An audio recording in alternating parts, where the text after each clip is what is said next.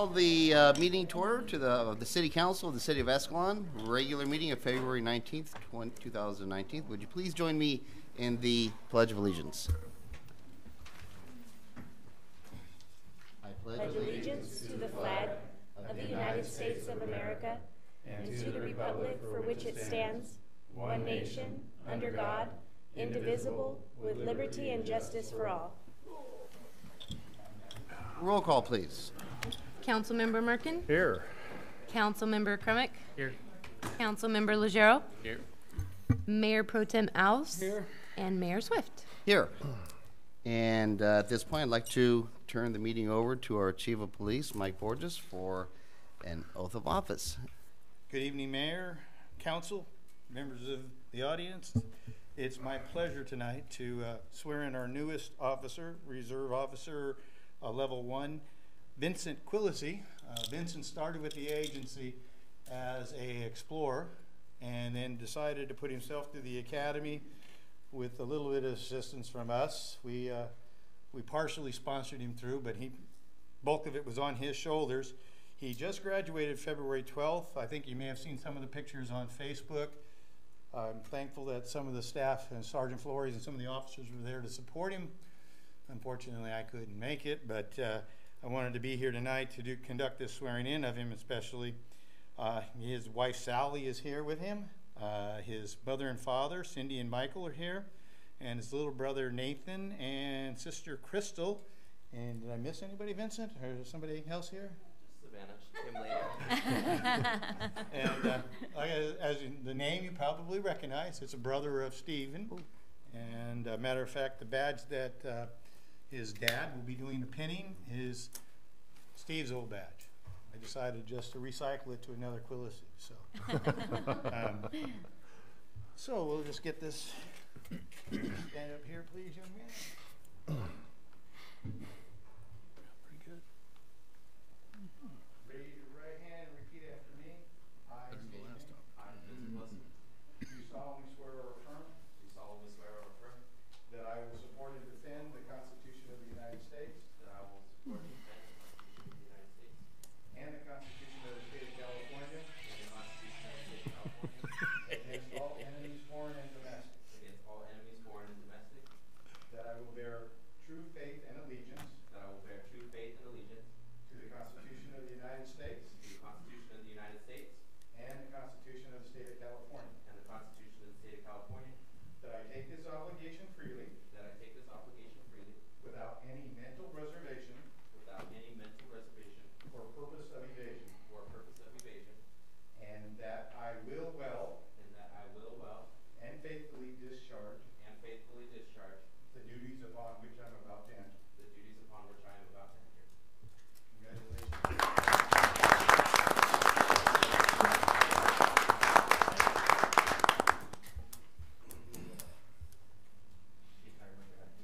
Oh, I think you do.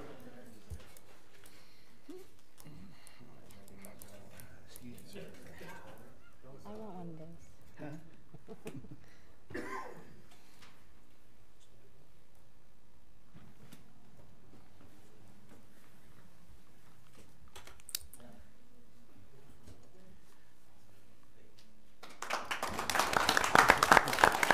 floor is now yours. Do you have anything you'd like to say, Vincent? I would just like to thank the council and the city of Escalon for giving me the chance not only as an explorer to be with you guys, but giving me this childhood dream of mine, because it really was. Watching my dad and my grandfather and then my brother, who is now here, really inspired me to be a police officer, just be just like them. It's really an honor, and I thank you guys for blessing me with this. I'd like to thank my family and my wife for the support that you guys have given me. It's really been helpful, and I won't let you guys down. Congratulations. You know, you can, if you'd like to make your way out.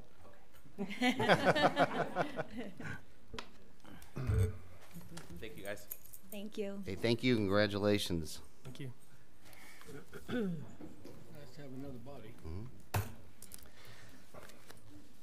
Moving on now, I'd like to go, let's move on to the consent calendar. These items are considered routine in nature and are acted upon by a single action unless requested by an individual council member or member of the public for special consideration. And before we go any further regarding item number 2, I would like to announce I'm abstaining from voting on check number 9624.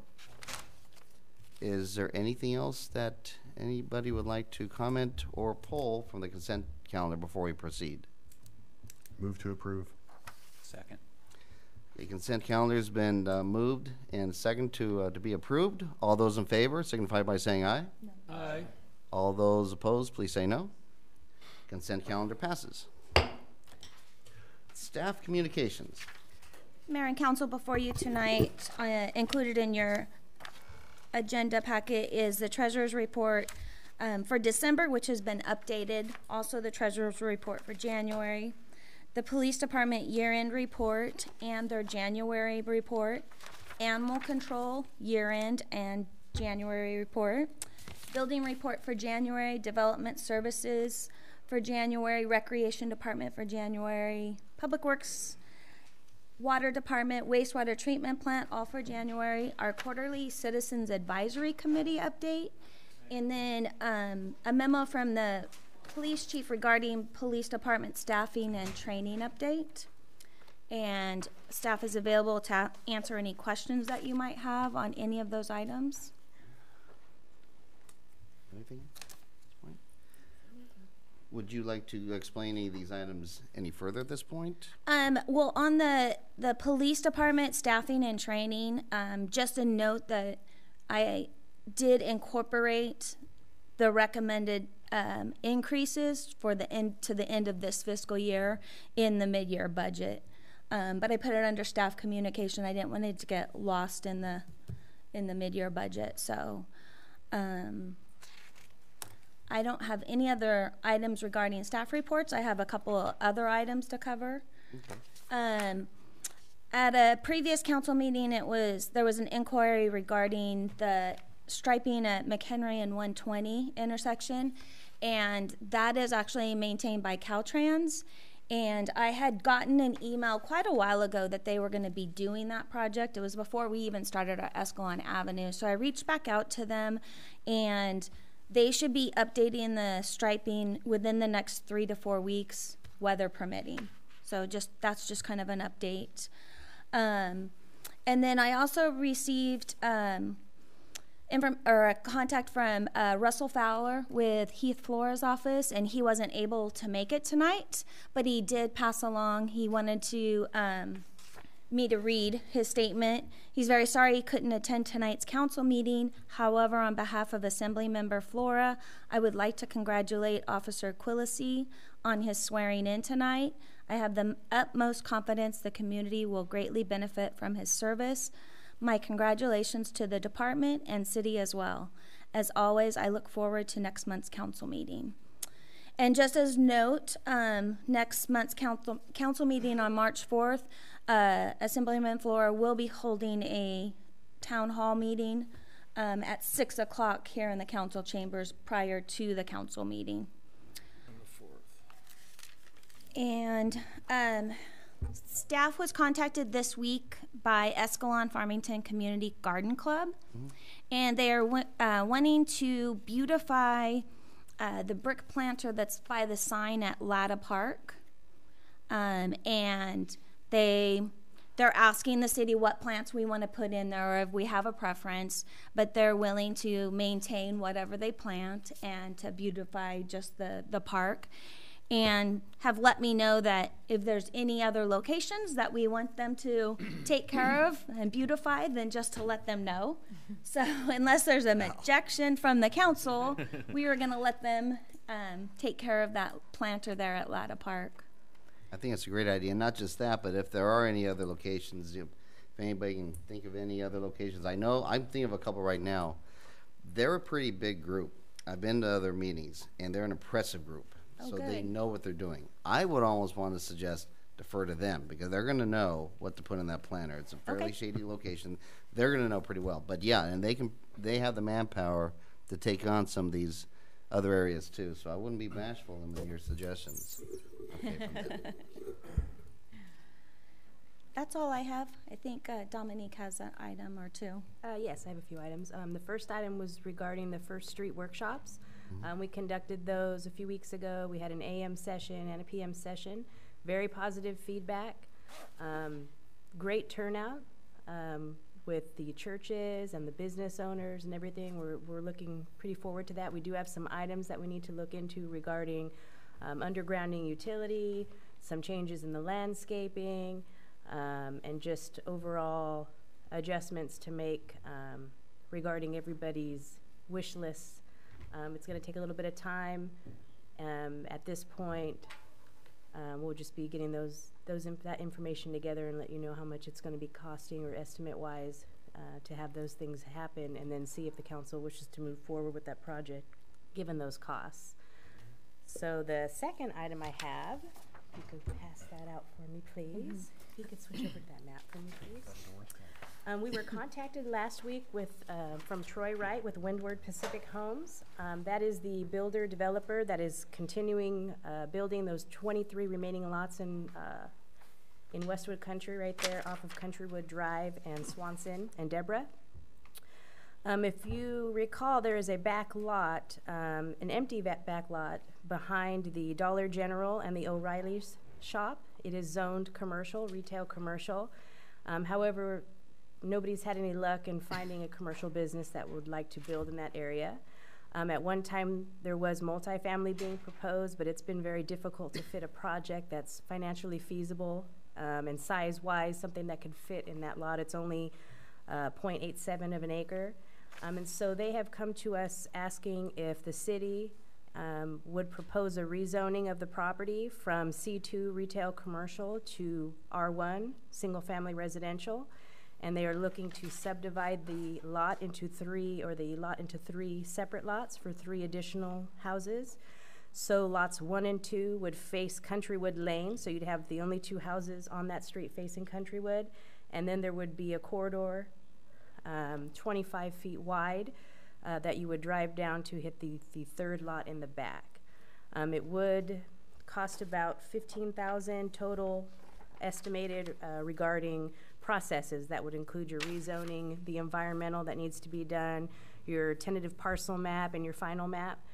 So this is something that we would like to approach first, see if it's something that the council would be interested in and support, in hopes, which we obviously can't make any guarantees, that it would be supported fully and completed, or if not, then we would recommend not to move forward with the project. So I do have Troy Wright with Windward Pacific here, if you have any additional questions. I got some for staff. Sure. This first one on Parcel A, is that where the Dollar General is?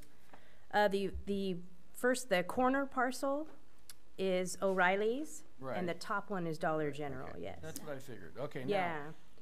now, how close is this back house to the commercial property? So the back house is going to be put in according to setbacks, so it would be a minimum of 5 feet away from that wall. So because there is a separation What between... wall are we talking about? Well, that's what I was going to get into. Because it's commercial in the front, residential in the back, there would be the requirement for an 8-foot masonry wall. So Nice. not only will it have the 8-foot masonry wall along the side where the houses that are not built yet, that plan on being built out, it'll be 8 feet masonry wall on the side, 8-foot masonry wall in the back, because there's already the wall there for P&L in that area, and then they'll come around in the back of Dollar General and put an 8-foot masonry wall there as well. So the lot itself is very large. It was something that we had asked about. There is a 25-foot public utilities easement in there on that lot as well, so you cannot build any structures in that area. So it would, whatever house is put there would meet all the same requirements we require for rear setbacks, second-story standards if applicable, but we're thinking it should be fine because it's going to be boxed in. Who's responsible for the driveway? The driveway, I would assume, would be sold to whoever buys the property, so Will be they would be theirs. responsible It for won't be the maintenance. city's to maintain. I'm sorry? It will not be the city's to maintain? No. It would be sold with the property for the property owner to maintain. On your auto replacement building? Because it's their private driveway only, so the only place it's going to is that back home that Got would it. be built. On your, the auto parts place, there's a wall behind that one as well, 8 foot? There would be one built. And there's a 5-foot separation there as well? After the wall, yes, minimum. Okay, to the north on that lot number 1, there'll be a wall there separating that and the other store? Yes. And there'll be a 5-foot space between them? Well, that would be a 20-foot rear setback. So It'll be that would 20 be, feet, this okay. would be the rear. The house will be facing Countrywood Lane, so Got our it. setback requirement is 20 feet from the rear. So there'd be 20 feet between the house and the masonry wall. So And there's so a then dead it's spot. also, But there's a dead spot there then, right? that would be for, what do you, Right here, where it butts up there. You said there's a wall right there? they will put a wall right there. It's not there now. So what's the separation from that wall and the building? Well, no, this is all Dollar General. I understand. Yeah, and then this is where the house would be a 20-foot rear, so this wouldn't be so much of a separation as just that's Dollar General's property, so we'd put the wall up to separate commercial from residential. I know, but I get that. My question, is there a gap there where the two meet? No, The the wall's gonna be right up against Dollar The wall General? will be on the property line. On the lots line? Yeah, once he redivides it or Because subdivides these don't it. represent that, correct? No, this is a rough drawing. I mean, it's, So there's It's- there's a line across here, what you're telling me, is it's gonna go right there, approximately. what line are you looking at? Right here, where this one is. No, the whole box is the lot. This is one lot. This is one lot. This is Yeah, one is one I whole get all lot, that. two Okay, is, but now, is that a wall right there? the wall would follow the black line. Yeah, but Yeah, lot but- number 1 on the north side, are you gonna have a wall between there and Dollar General? Yes. On the that north side, big- I see the black line, but that, again, you said there's a 20-foot separation there. There would be, it's just a setback, so our house code from the from the house from the wall. The house has to be 20 feet away from there. Yes, yeah, you have So to the have at wall's least up 20-foot backyard. So the wall itself is against the building. The wall itself will be on the property line. Oh, so The building That, doesn't. that's the parking The lot building's right not there Oh, I right get now, it. Okay, yeah. now I get you. So, Okay. so they want to Then this is. buy did they already buy the lot, or, All right, I got it. I believe, no, not yet, but okay. they want to buy it and rezone it and build 3 more houses? Yeah. 3 more. How, They've, how and long? we've noticed in the last, because I've been here about 3 years, and the owner of it right now, I've been in contact with him, not recently, but over the years. They're having a really, they're having a really, really hard time finding a buyer to sell it. They're having a really hard time finding a project So to put what on it. do we have to do? Is it just a matter of all of us voting and saying aye, and then we can do it, or? We're just looking for direction at this point, because he's going to have to go through a process to have it rezoned. So once he goes through a rezone and then he has to subdivide the land, it's a long process. It costs a lot of money to do so. It's gonna be about $15,000 in city fees to do that, which we gave him the project estimate. So before they move forward with putting that type of money, at least having the I think it's a great council idea. know- Yeah, at least having the council know to give us 3 additional houses in town. And then it will fill up that vacant lot that's been sitting there vacant for so The long. only concern I'm going to share with you, and I think we all know about, is that we have situations similar to this that haven't worked out as well. And that worries me, because we have Ace Hardware Store, which is constantly getting rattled by somebody complaining about the proximity to their houses. So Yeah. my question is, have we done anything to assure ourselves we're not going to be in the same situation with these homes because of their proximity to these businesses? Well, in this case, and I can't speak for everyone in saying that even if somebody were to move into the house after the fact and had an issue, that it wouldn't push them to move forward with some type of litigation, because anybody can sue anybody nowadays Where you for have anything. disclaimers when they buy these properties? They usually put them in the paperwork that has to go with the house. We can make sure that maybe you put language in there that says, you're next to commercial. Well, if I could speak. Troy Wright with Windward Pacific Builders. Thank you. Currently, the 23 lots that we've purchased is abutting commercial zone property with an 8-foot wall. We're just pushing the zoning up against, and we're going to build an 8-foot wall. So it's going to be the same kind of scenario that we already have. Do you have exemptions or a disclosure to the people? Oh, that- of course we do. Okay, so they are aware of the fact their neighbor is P&L and that there is dust and. Oh, yeah.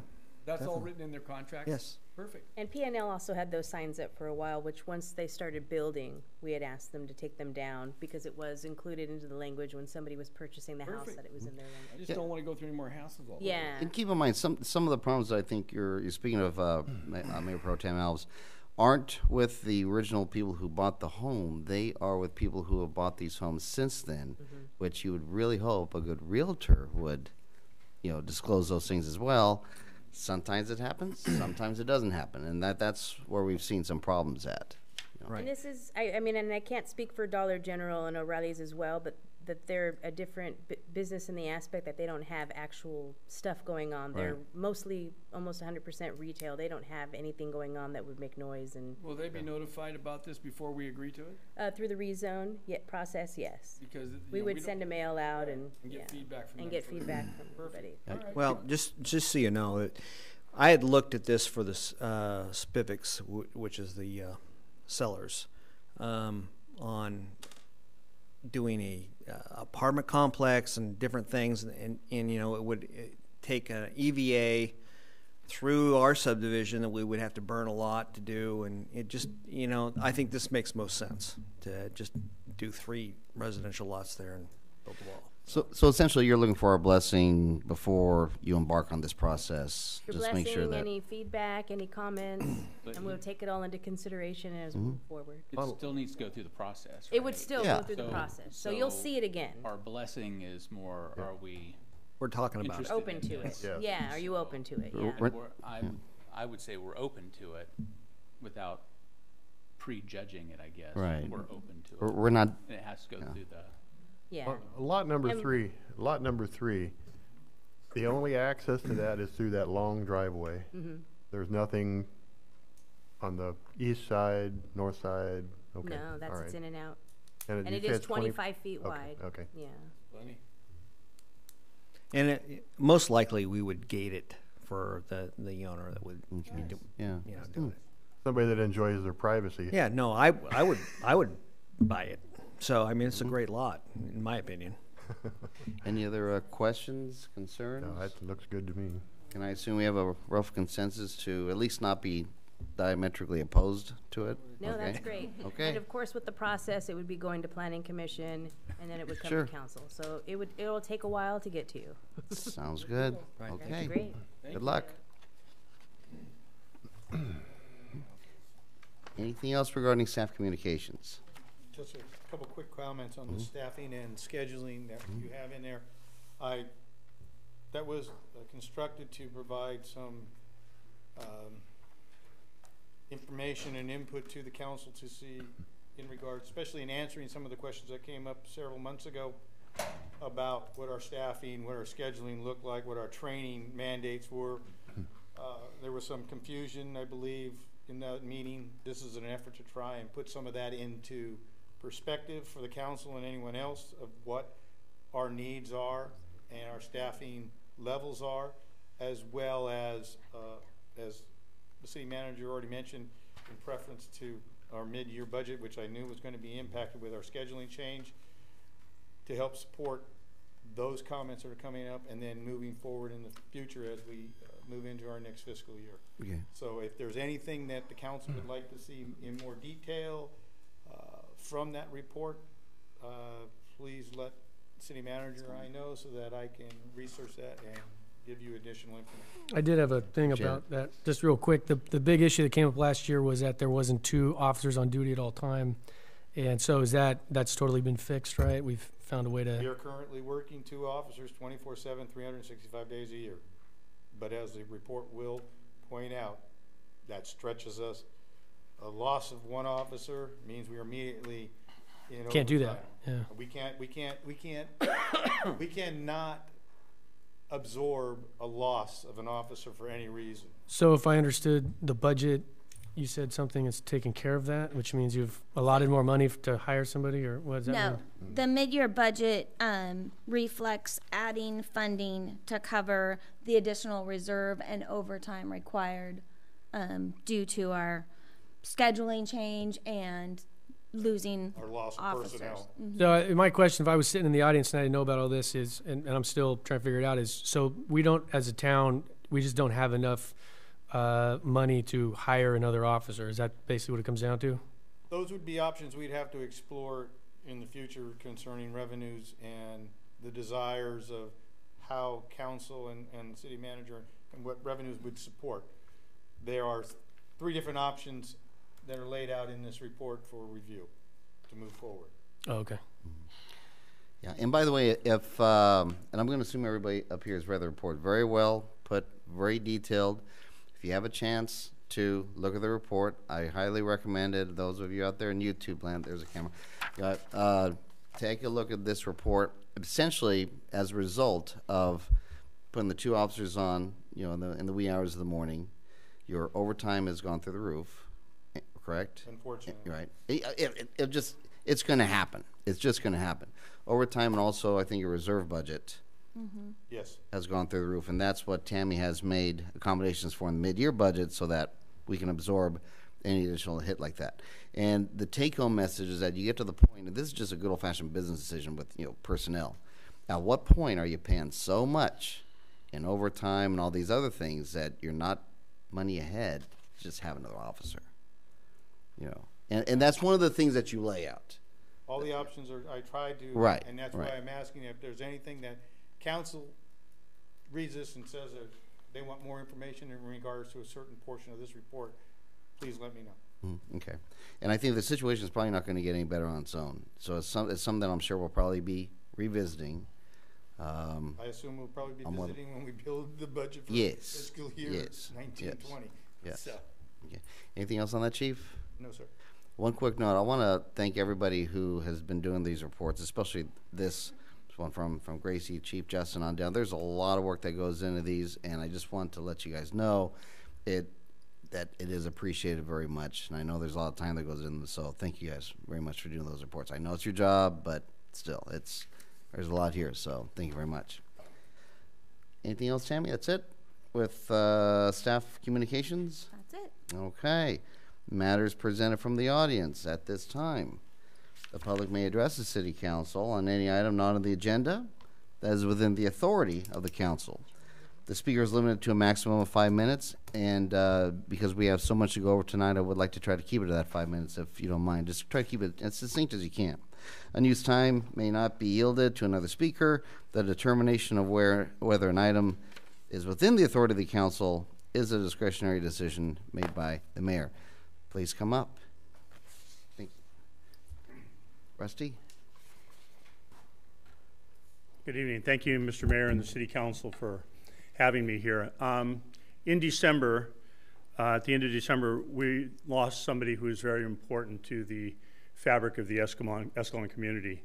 After 97 years, Emmanuel Francis Sketty, passed away and left us as the unofficial greeter of Escalon, California. You know, he was always there with a smile, handshake, and a conversation that could last anywhere from 5 minutes to 2 hours. But I don't know anybody who didn't like Sketty. He was friends to everybody. He was a farmer, he was a musician. He was recognized several times by the community for his efforts in helping the Escalon community. But his number one love was athletics. And he was a supporter of youth athletics as well as a participant himself. And it doesn't take any time at all if you start talking about the history of Escalon softball, to find out that Sketty was probably the greatest third baseman that ever played on, graced the Escalon softball fields. He was a special man. And when I moved here 41 years ago, one of the things that became very clear to me was that history and a knowledge of yesterday was very important to this community. That we seem, as time moves on, we seem to get further and further away from the grassroots. We fail to recognize those people who gave so much to this community and made it so special. It's with this in mind that I would like to propose that we name one of the softball fields at the Hogan Ennis Park in memory of Sketty, Emmanuel Francis Sketty. I have made attempts to talk to Mark Hogan and members of the Hogan family to get their approval before we move on with this, but I have been unable to do so. So it would be with the idea that they give their approval and then we could move forward with it. But I would like to propose that. We have named other aspects of it. I know Wayne Gushee, we've named the snack bar broadcasting area in that park for Wayne Gushee. And I just think that it would be a great tribute to a great man.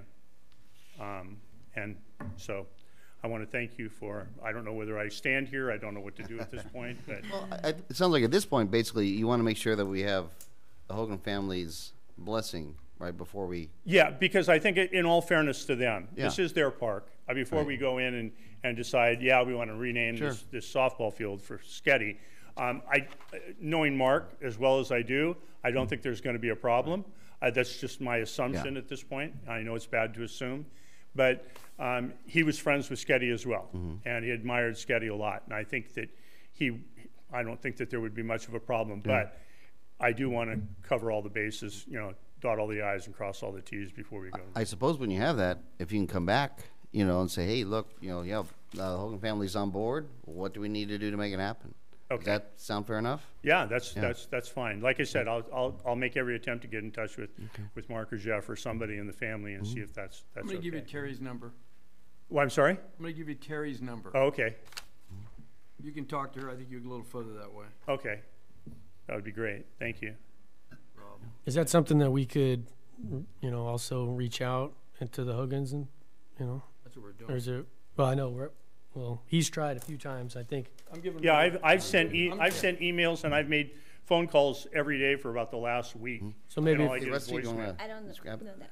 Huh? We don't have a direct contact or a relationship with them, so, Terry. I mean, we would do the same. It's not Hogan, it's Lucas. And if you'll call her and tell her who you are and what you're trying to do, she'll probably resolve your issue. Okay, thank you. No problem. Thanks for bringing that up, Rusty. I Yeah. think that's great. Sounds good. Appreciate it. Well, thank you. I think it's, the consensus is, go Oh, yeah. go forward on this. Yeah. It's just a matter of Hogan's okaying it. So if Rusty gets Hogan's approval, I think he can just get a hold of Tammy and. Yeah, Rusty, if you get the approvals, if you just submit a letter asking to do that. Rather than come back? That might Yeah, be better. because if you Yeah, submit we're a all letter, for I it. can put it on the so agenda, then and so they can take action. Pending the Hogan's approval, then it's a go. Then just talk, if it's a go, then talk to Tammy. One other thing I'd like to explore is maybe a little statue of him. Well, I was going to say a plaque, and one of the I one of the want him Wait a doing minute. what he always did. The guy was animated. He was life up to the last time he could take a breath. Maybe you can have that, it laser etched on there or something. That's an idea. that's Something. the and like I said, you could call it Francis Sketty Field or Sketty Field, whatever you want to Call call it the it. scat. Yeah, scat. I mean, it is what it is, and like Anybody I said, that don't know, they're it- going to ask, and they'll figure it out. Yeah, exactly. Well, I think it's really important, honestly, like I said, as an educator in this town, I think it's really important that the young people in this town know. They need to know. Good And, civic lesson. Very good. and there's some history involved here, and we can't forget that. Yeah, you're probably talking about the A field, I would imagine. That's where most of the softball The is at. right-hand field, as you're looking at it, the one on the Yeah, right. the A field, yeah. In talking with the family, because I asked them if it would be okay if I approached you guys before I ever did this, but in talking to them, I said, which does it matter? And they went, we really like this one because we've spent most of our time, and my dad spent most of his time on that field. So that would be yes, please. Scat sounds a lot better than the A field anyway. Yeah, you got it. To me, it does. Thank you very much, Robert. thank I you. appreciate it. Thank you, guys. Anybody else like to speak at this time?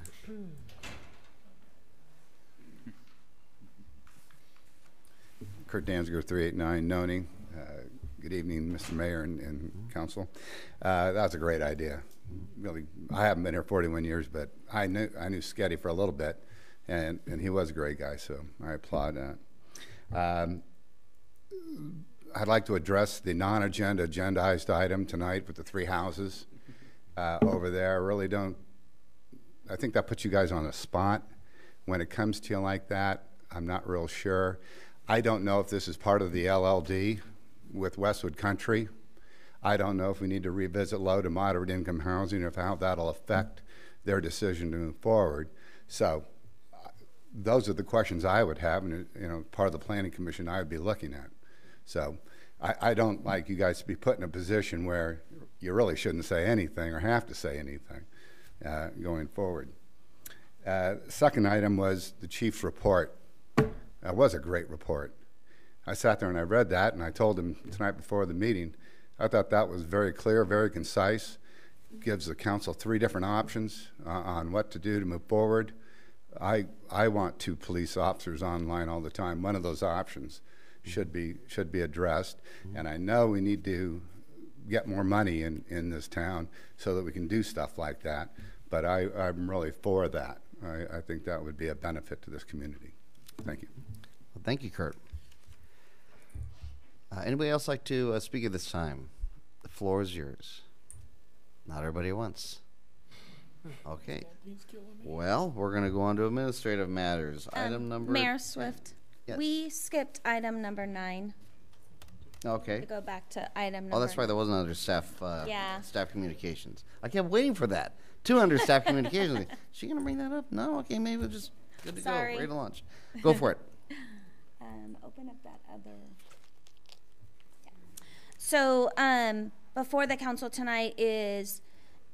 staff is letting you know that we're at our last increase on our water rates. It's scheduled for this March billing.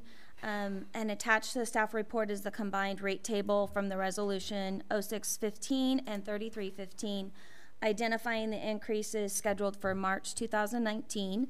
The increase for residential will go from a base rate of $47.29 to $51.45, and the use charge for Tier 1 from $1.03 to $1.12 per 1,000 gallons.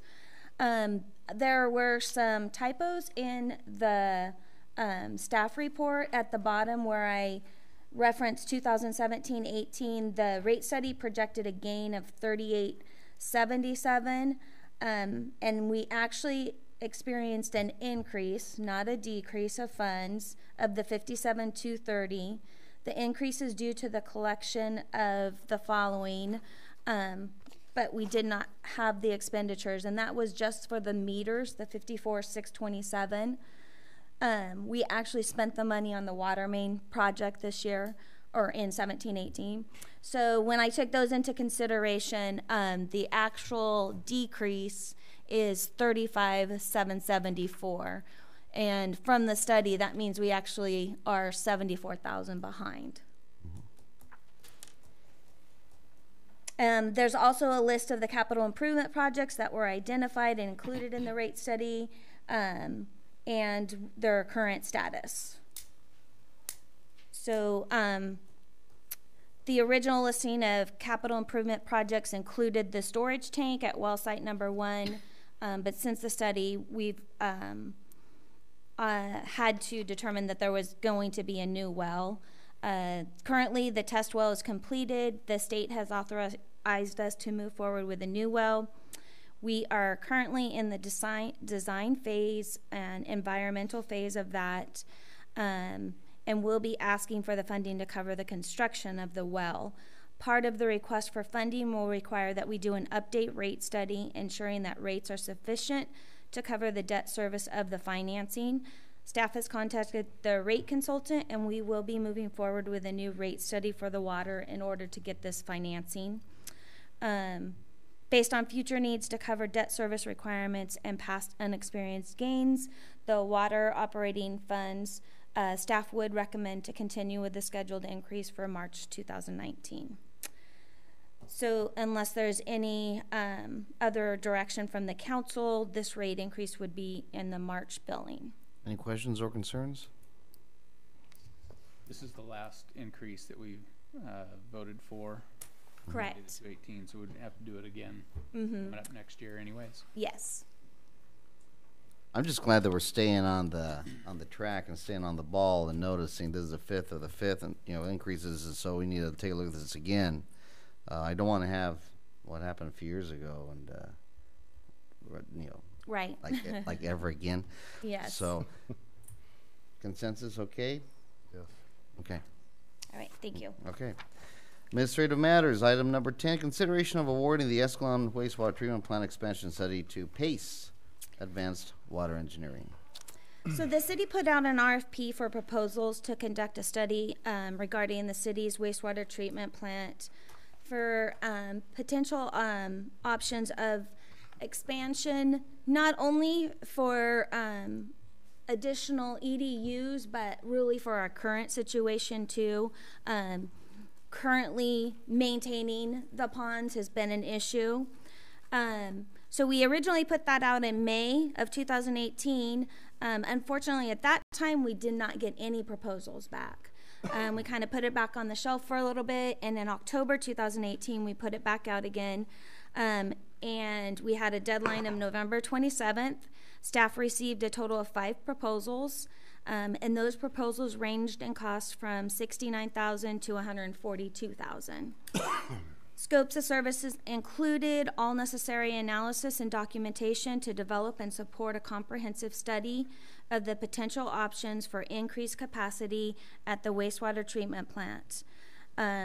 We outlined a criteria for the team, the consultant team, and asked for their past experience, the quality and experience of their project manager and key staff persons, and then their proposed fees and costs for the engagement and ability to deliver. The consultants team ability to meet the city standards, contract, and insurance requirements. City staff interviewed both PACE and KSN in January 2019. After the interviews, staff followed up with references from other projects completed by both firms and visited the City of Lathrop facility, which was done by PACE recently. In fact, that facility has only been in operation since July. Correct. City staff, our contract engineer, and operator have all agreed that we would like to proceed with the proposal submitted by PACE Advanced Water Engineering. The cost of the proposal is $72,180, and the cost have been included in the mid-year budget. Attached to the staff report are the portions of the proposal from PACE outlining their understanding, scope, budget, and schedule. One of their representatives was going to try to be here tonight, but unfortunately they had a conflict and was not able to do that. So staff is asking council to award the study to PACE tonight. When do they think they'll be done with the study? Their timeline is about 4 months. Did we get a quote from our local guy that takes care of our plant? He did not offer to do this. I mean, we gave him, he was in part of the RFP process and everything, and didn't indicate that this was something that he would do. So he didn't. And he reviewed all of the proposals with us also. And that's where it seems to be, to me, that is my major qualm with this. Number one, $72,000. Okay, but if it's the only way we're going to do it, it's the only way we're going to do it. You know, but the fact that the operator didn't put forth an RFP, it's my understanding he does this kind of work, and you would think that this would be a no-brainer. Of course, he would want to suggest this kind of stuff. I know he here. does the operations. Yeah. I don't know that he does the evaluation side of it. so. Or the design side of it. Tom's not so much of the, he'll come in and take care of what you have and fix, but as far as going in and constructing a new wastewater treatment plant, he has not done.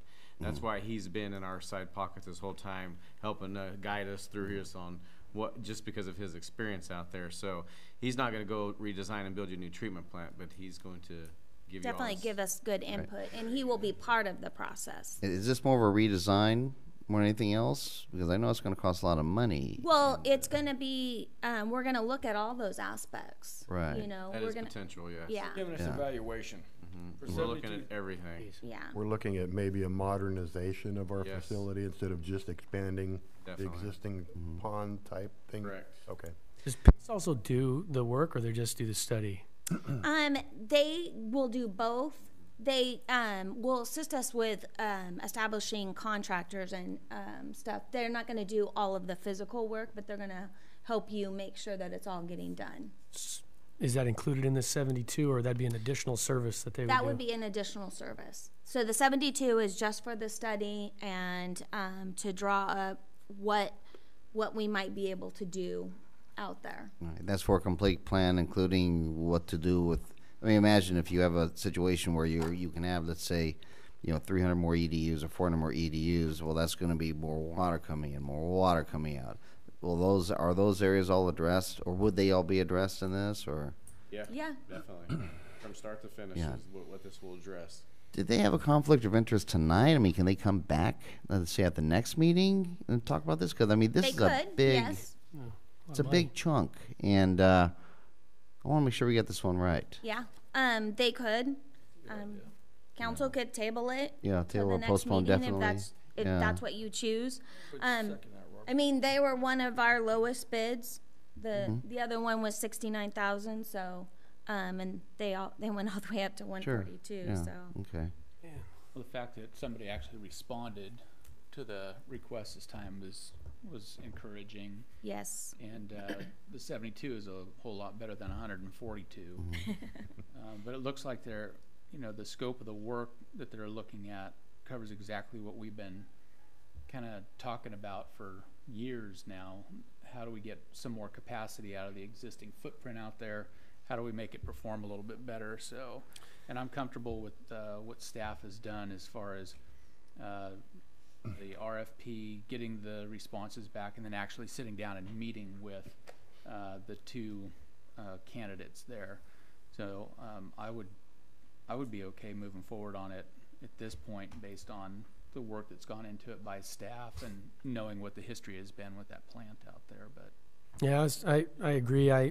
This is a really important thing, and the 72. I mean, it's like $18,000 a month for them to study this stuff and come up with a plan, but for 4 months' work. But I would agree with Councilman Legero that it's got to be done, and putting it off so they can come talk about it. I don't know. It's the lowest bid, so I guess I'd also be in favor of approving them. Anybody has any comment from out of the audience? Kurt. Same person. I read the study too in the staff report, and I have a couple of questions. You went out to Lathrop, and you talked to the people that were out there, and they were happy with what they had purchased? yes. In fact, we actually went and visited Lathrop without any PACE staff. I reached out to Lathrop directly because I didn't want any influence there. And actually, I don't even know if they had a negative comment. And me personally, I like to go on these tours because I like to step back and grab a few maintenance guys and just talk in the corner. You're a smart guy. And to see their opinions, and that's one of the other reasons why we went through with PACES, because of the changes that they made and how lucrative it was for their maintenance department. And you liked what you saw? Very much, definitely. Did they tell you how much it cost? For Lathrop's Yeah. plant? They did. So it's not exactly the same thing that they would propose for us. I just asked what Lathrop was. Lathrop's was, I believe, 23 million. Yeah, but that's a bigger plant than what we would need. And their population is much more too. Right. Did they do any kind of cost analysis of how many EDUs that they increased the ability of the plant to handle? For Lathrop? Yeah. Yes. And is that gradated in thousands or millions of dollars per how many EDUs? Not that I don't know that if they had that or not. I didn't ask that question. That's what I think you ought to include in this evaluation, as to whatever the cost may be, whatever your end goal is here, what does that actually increase, and what does that increase cost per gradated units? If you're looking at 100 EDUs versus 2, 3, 4, and including commercial or industrial, I think that would be really nice to have in that report, because this is going to outlive this council and this staff. And we lost, years ago when I first came here, I read the report on that treatment plant, and I don't know where it's gone since, but nobody can find it. Nobody can find the information from the housing development on what they thought the cost might be to enhance the treatment plant to accommodate those homes out there. So this thing should get into our library online and give us most information, usable information possible. And I saw it kind of allude to it, but if they give you something you can actually put your hands on, like, you know, X amount of dollars equates to 100 EDUs, you know, that kind of thing. I think that's valuable information for you. What you're looking for is a unit price? Something like that, yeah. So you can determine how much the cost is. And I also noticed that they're including their, if they get this project, they'll help look for funding. Now, we've talked about bond issues, and I'm not married to any kind of funding as long as we get this thing done. We don't need to have an odorous treatment plant there. It'd be nice. I like what I saw in this proposal, but okay, enough of that. And I like your idea of having them come here and explain it a little bit better, so we all have a better understanding. Thank you, Kurt. Thank you. Yeah, I just have a natural apprehension, you know, I mean, not that I know you guys are, you know, you saw what you saw and all that good stuff, but, and I know that, you know, the report that we have so far, it's basically like from the 30,000 foot level, which is fine, and that's probably all they can and maybe should do at this point.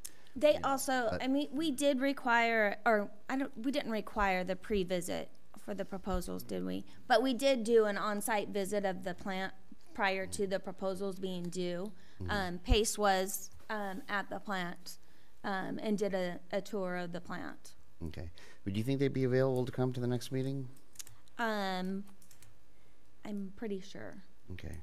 Because what I'd like to go ahead and do at this point is move to postpone this definitely to the March 4th meeting. Okay.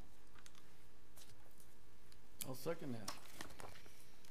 Motion been moved and seconded. Is there any discussion on the motion to move the this item to the March 4th meeting? Well, I don't see where a couple days are going to make a major difference, and I think the fact that they can discuss it with us makes me feel a little better. Okay. How about yourself? Well, I agree. Yeah. Okay. Any further discussion? We'll proceed to a vote. All those in favor, please signify by saying aye. Aye. Aye. All those opposed, please signify by saying nay. Okay, motion passes that we will be moving this item to the March 4th meeting. Next subject is to review the extension request from David Lear regarding the agreement for development phasing, fee deferral, and inclusionary housing for the Lear Village project located at Main Street and Coley Avenue. Tammy. Actually, Dominique. Dominique.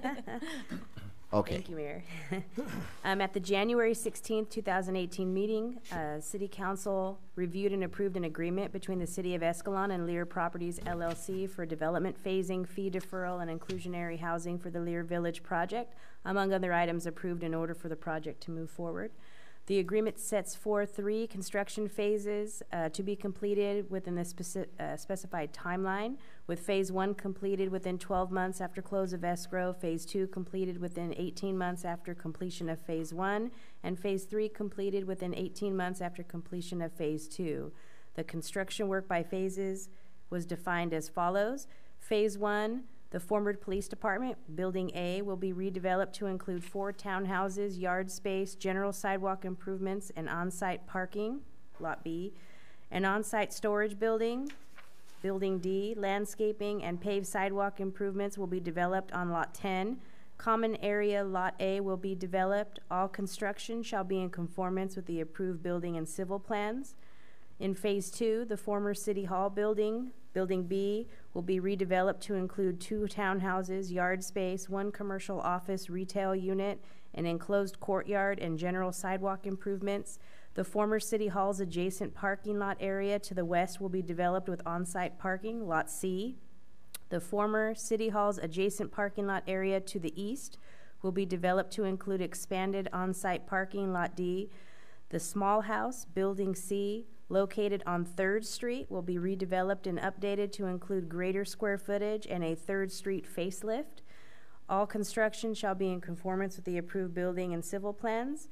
And Phase 3, development of Lot 6 includes Building E, a 2-story new construction townhouse and its yard space. All construction is in conformance with approved building and civil plans. The agreement provides financial incentives in which $50,000 of the city's development impact fees could be deferred to the next phase, pending completion of each phase by the timelines indicated above. This amount includes the city's inclusionary housing in lieu fee of $17,288, totaling the amount to $67,188. If all timelines are met throughout the project, the deferred fees are due payable before the final inspection of Phase 3. The close of escrow date for this project, I put was, but is February 28, 2018, making the current deadline for Phase 1 February 28, 2019. Mr. Lira submitted a request for an extension of the Phase 1 timeline, specifically extending Phase 1 timeline 8 months in exchange for shortening the Phase 2 timeline by 8 months. This will give him the necessary time to underground utilities for both phases at the same time. Given this timeline as agreed upon in the agreement, these amendments will not directly affect the completion timeline of the project as a whole, which is scheduled for February 2022. If the council approves the first amendment to the current agreement as requested and the deadlines are extended, the current penalty amount set forth in Section 3 of the agreement for $2,500 per month for each month of noncompliance will also be extended to conform to the amended timeline of the project. The amended timeline for Phase 1 will be extended to the end of November 2019, and then Phase 2 timeline will be adjusted to the end of August 2020. The project will maintain its completion date of February 2022. Any amendments made by the council in this agreement will be executed by the city manager and recorded against the properties as completed with the prior agreement. And if you have any questions, I can answer them. And then we also have David Lear here available as well. So to clarify, what you want us to do is review this and then decide whether or not we want to go with the first amendment, which would be an extension again. You know, how you just described. Yes. So the extension being requested is extending Phase 1 out an additional 8 months, but then shortening Phase 2 by 8 months. And that constitutes the First Amendment. Yes, that would be your first amendment. Very because good. It was a contract that was approved and executed and filed. We'd have to do an amendment to it. Okay, just at council level. Right, just to clarify. Okay. Anybody have any initial questions or concerns? Let's hear what he has to say. Mr. Lear. Yes. How are you this evening? Good. Please proceed. You guys have got this letter. Do we have, by the way, the lots also that came with the letter? Just The site plan? Yeah. Yes, it is on here. If we could pull to the We site have that plan. maybe on. There we go. I could look It might at it. not There fit we all go. at once, but. And then you do have, you guys do have on yours, yeah. Okay. Okay, so I gave you guys this letter, and all of this is true, but I read back through this letter. I kind of wrote this, and I rambled this off because I'm real involved in it. I'm very familiar with it, but then I thought, man, this thing looks, I'd get a little bit confused even reading if I wasn't familiar with it. So I did want to mention that when we got the tentative map conditions, that ADA came back and had said that they needed, or we at least went back and provided one ADA unit and then adjusted the parking really at the last minute. That ADA parking, we got approved, but that ADA parking spot later, we had to reconfigure it again because it really wasn't legal. So then we changed all the parking around, and as I described in here, we had to move parking to lot 5, and then we had to move property lines again and create a new walkway for lot 6, and then we readjusted carports. Then we had a new carport over at lot 3. And so that was one modification, which we kind of knew was coming. But then when we went back through plan check, they came back and said that our development didn't fall under the guideline of townhouses. And so that they didn't have a name for it. Later it would be PUD housing, or PUDs. And they said we came under the multifamily guidelines, so we had to ADA the whole building. So that was kind of a significant change because that meant that I have a list of things that we would have to do in order to do that. But some of it created some bit of an elevation change on Coley. We had to include a 30-foot ramp. We had to bring all of the side yards to grade. So we need to engineer the stem walls in order to backfill so that we had everything at grade with the building because there's a grade change there with the sidewalk. We had to, ADA for bathrooms and all of them, the kitchens, door sizes got different. We had to change the hallways. And we basically were going back to redesign and trying to figure out how to make these units work and still be sellable. And we had trash enclosures in the front of lot 2, and we were like creating a vapor barrier and then gating in front of it and trying to figure out how do we make this look okay and still work, you know. So it was difficult. And then the plan checker called me just last week after we'd been very involved in this and said, "Our bad, we were cross-referenced with another project, we're not familiar with this, and you actually are legally described as townhouses, so you can scratch ADA." So it's just, you know, that trickle effect, that's civil, structural, design, and landscape. And even though there's small little changes sometimes they're larger, sometimes they're smaller, it's all of these people have to fit it back into their schedule to get into a complicated project to make a minor adjustment. And so it's just time delays, right? So I'm happy, really honestly, that he had the integrity after all that to come back and say that. I feel like that was kind of a big deal. He could have not have said anything, but there was delayed time doing that in the beginning, and then the last 7 weeks has been delayed time. Now we're going back, so that means we're doing additional property line adjustments back for lot 6, back for lot 5. We're going back to a different kind of a carport, and we're completely changing the backyard again on lot 3 and making all those changes, and then we have to reconfigure and then readjust the lot lines, and you guys have to approve that as well. So that's kind of a big deal. The other change was that when we got tentative map approval, and I looked at this, I was thinking about it actually quite a bit, but Al Tosky, the original engineer, showed us connecting into existing sewer on both, well, we could call it building A and building B, that's how I refer to it, but it's the police department and the city hall. And we also didn't get any comments back saying that we couldn't do that, and I was also planning on running our main utilities to the chases on building A and B, and then running them up and coming down and coming through the roof. So I didn't have to do underground, like, you know, the entire site. I didn't get any clarification on that. So this summer, actually, you know, back in June, I actually drafted the CCNRs to address it. I drafted them with that in mind. So, you know, we'd be done with it. We were fine.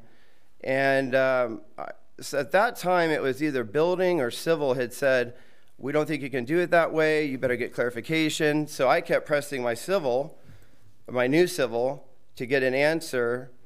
And then Bill Cole, your guys' civil, had said, "No, you're going to have to underground for sewer," and actually all utilities. So I had already expected to the main, I knew underground, and I expected to some extent from the mains maybe to these chases, but I didn't expect underground to every site individually. And that's tough when you're working with existing buildings. We're trying to save as much of the parking lots as we can, if at all. We have the 100-year-old sewer line running right down the middle that we're going to be tapping into now, maybe 6 times. It's probably clay, it might fall apart, I don't know, you know. So it's just, there's significant changes to the site overall. That adds to some design, but it definitely adds to construction time. I mean, we're going to get into a lot of underground now. So we hadn't planned for that, but we did get it all to work. So some of these things with these setbacks, you know, I thought were like little mini miracles. We got it all to fit, and we did. So I thought, you know, that was kind of cool. you know, you look for a little, I don't know, I look for the positive sometimes, but I like the challenge, I guess. Building D, the storage building, it was made a final condition of approval. And I really hadn't thought about whether or not it was a big deal. At the time, I was going to own it as an investment, finance it that way, and lease it back to the HOA. But when I was drafting the CCNRs, I just thought to myself, I think this opens us up down the road, potentially for a lawsuit, maybe, because it's a final condition of approval. And any one of the HOA owners could say, "I'm not going to pay it anymore." You know, it was just something I was thinking about. And I brought it up to the attorney doing the CCNRs, and he said probably a good idea to not do it that way. So it's more of an administrative change, I guess you could say. It's a little bit more complicated, but because it does get rolled into the HOA budget, and I have to pass the cost of the storage building on to the homeowners, essentially. So it's just a little bit different. Some of the more positive things, we are just going to go ahead and bring all 10 electrical meters into that panel at the back with a transformer pad right next to it. That's real positive, actually. That power pole was a designated power pole for the police department. So that was a win, really. I'm bringing in all of the majority, no, actually all the water meters. There's 5 new water meters going right there at Coley. Those are all going in right now too. So I had planned to just go ahead and underground for the entire site. It makes more sense. And I'm not tying myself to it because I've had setbacks and changes, and some of this being my fault. You know, I went with the civil, the last civil, I didn't want to move forward, you know, and I thought, well, I think we should go with the civil that works for the city of Escalon that you guys like. And my, you know, Bill Morris is good here. You know, he has a really good reputation with you guys, but he got swamped, I guess, or he got real busy. And that's kind of the consensus on most of the people working now, is that it's so busy that it's hard for people to get to it, or they just charge you a whole lot more, you know, to get to it. And I was supposed to have stuff in May, and I didn't get it till mid-December. So as much as I hounded, I understand this is a complicated project. There were changes, and there's lots of modifications. I get some of that delay, but there just wasn't a lot I could do to move that any faster.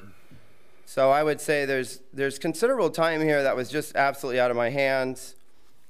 The civil does fall on me, even if it, you know, I mean, the buck stops here. So I get that. And there's not a lot I can do there. He's a civil of record. So once you're the civil of record, there's not much you can do, you know, until maybe after everything's done. So, but anyways, that's where we stand. Okay. Yeah. All right, well, Mr. Lear, I appreciate that very much. Yeah. So to clarify a couple points. Phase 1 is a completion of lot 1, 2, 3, and 4, correct? Mm-hmm. And that's Building A and Building D, and then Lot B and Lot 10. okay. And then the common areas, yeah. Right. And that due date is the end of this month. Correct. Okay. Is the demo completely done in those areas? What's that? I'm sorry. Is the demo completely done in those areas? The only thing we really haven't demoed, I mean, we haven't demoed the interior of Building Building B, and we haven't demoed the house. Now, the house in the original design, I thought we were leaving more. I was trying to tie it back into that original roof, but I just felt like 8-foot ceilings probably weren't the best sell, and so I was thinking, let's put a hip in the truss and go to 9. Mm-hmm. You're almost still like, let's just go with a new roof. So I think we're pretty much going down to 2 walls and framing back up. Okay. Yeah, and probably going with just one hip, you know, and then back down. So, Yeah, go ahead. Questions, please. Mayor Pro Tem, you had a question about which building? What I don't understand about the whole situation is this. If you had all these setbacks and all this stuff happen, you never kept us in the loop. How come you didn't come to council meeting and say, hey, look, guys, here's what's going on? Kept us on a weekly or monthly update. Never heard from you. I know you asked to call. I called a couple times. I didn't get hold of you. To me, that's frustrating. Mm-hmm. I watched your demolition. I'm in the business. I know what you do. Yeah, I know that. And I saw your building, and I have to ask you, why did you do demolition on those walls the way you did it? Why weren't those saw cut instead of punched out with sledgehammer or whatever you did? We saw cut them actually on the insides and then just punched them from the outsides. There was terrible jaggeding, and I mean, it was everything. I was shocked, to be honest with you. The integrity of those walls are damaged because of that. When you saw cut a wall, you're supposed to go all the way through it. I mean, I used to cut walls deeper than that. We'd cut them and they're clean, and you frame them, you put your doors and windows, and the integrity of the wall is still there. So I was a little shocked about all that. And to be honest with you, I've been by that thing many times, and activity has been not much. Minimal. Yeah, I've never seen anybody out there working, to be honest with you. Maybe 1 or 2 times I saw cutting once on the floor, and in the parking lot one time moving some blacktop. And to be honest with you, that's about it. So I'm a little... Can I, before you, just so I can answer these questions one at a time because I'll forget them. That in the beginning, I didn't know that I was supposed to have this dialogue back with you guys as well. And part of my frustration too is hearing things like, why don't we have a conversation about this, you know, so I can keep you in the loop and we could have more open dialogue. So one of the things I wanted even leaving here today was I want to change that, you know, but I didn't know the process, and I've been trying to get the tempo here in the city, and I don't always understand. You know, I didn't even know I was supposed to do that. So a professional would know that. Yeah. A professional would know. It's just like, for example, let's suppose you were dealing with a bank instead of the city here. If you pulled this with a bank, what do you think they would tell you? I guess I just didn't look at it that way. Well, you know. that's how you have to look at it. This is a business you're dealing with, and you're dealing with the taxpayers' money in this town. We're the bank for this $50,000 we're discussing. And it's something you should remember forever in the future you do anything. Communications kills a lot of problems, even if the problems shouldn't even be there. But that is critical in anything you do. And so just remember in the future, you've got to keep people in the loop, because if you don't, there's all kinds of things that they could imagine, and generally they're not good. So just for your own information, as one builder, remodeler to another. Yeah. Okay? Dominique, you had a question? I just wanted to let you know that David has been in contact with staff throughout the entire time. So even though he wasn't maybe updating at council, and maybe we weren't providing as many updates as desired as well, or maybe more on an individual basis, like when you guys will ask me about the project, when I see you, we'll give you the update. He has been in constant contact with our staff, letting us know about things, and we help him where we can. That should have been conveyed to us. Okay. Are all these situations that you've been describing, have they all been resolved? I mean, if we grant an extension, how confident are you that you can meet that deadline? Because there probably won't be another extension if we grant this one. Right. Well, my dad and I went back through the timeline together, and we had figured it's 6 months for everything we're talking about, but I am asking for 8 because there's been things that have happened that I could have, To me, I don't understand why it takes 2 years to do that project. Yeah. That seems like a long time to do that project. Well, I think part of it is that, there's 2 separate things here. There's the final map, and then there's the buildings itself. The building really isn't all that complicated. I mean, I think we have, 6 footings going back into that, and two new, main bearing walls, and everything's carried on that. So we're furring out the interior perimeter wall. We're going inside those doors and windows with wood. We're tying back into the interior perimeter wall. We've got the columns, and we're ready for stucco. I mean, I could envelope the building actually pretty soon, so it looks nice from the outside. So it really is not that. It's I don't have final map approval. I can't go into traditional financing. There's nothing to even record a loan against. Those are 4 separate parcels once we record the final map. 4 separate dwelling units, plus the storage building is another separate parcel. So I don't have anything to record anything back against. So everything I'm doing out there, I'm just doing it personally. I'm writing the checks for it. I can't get a loan on it.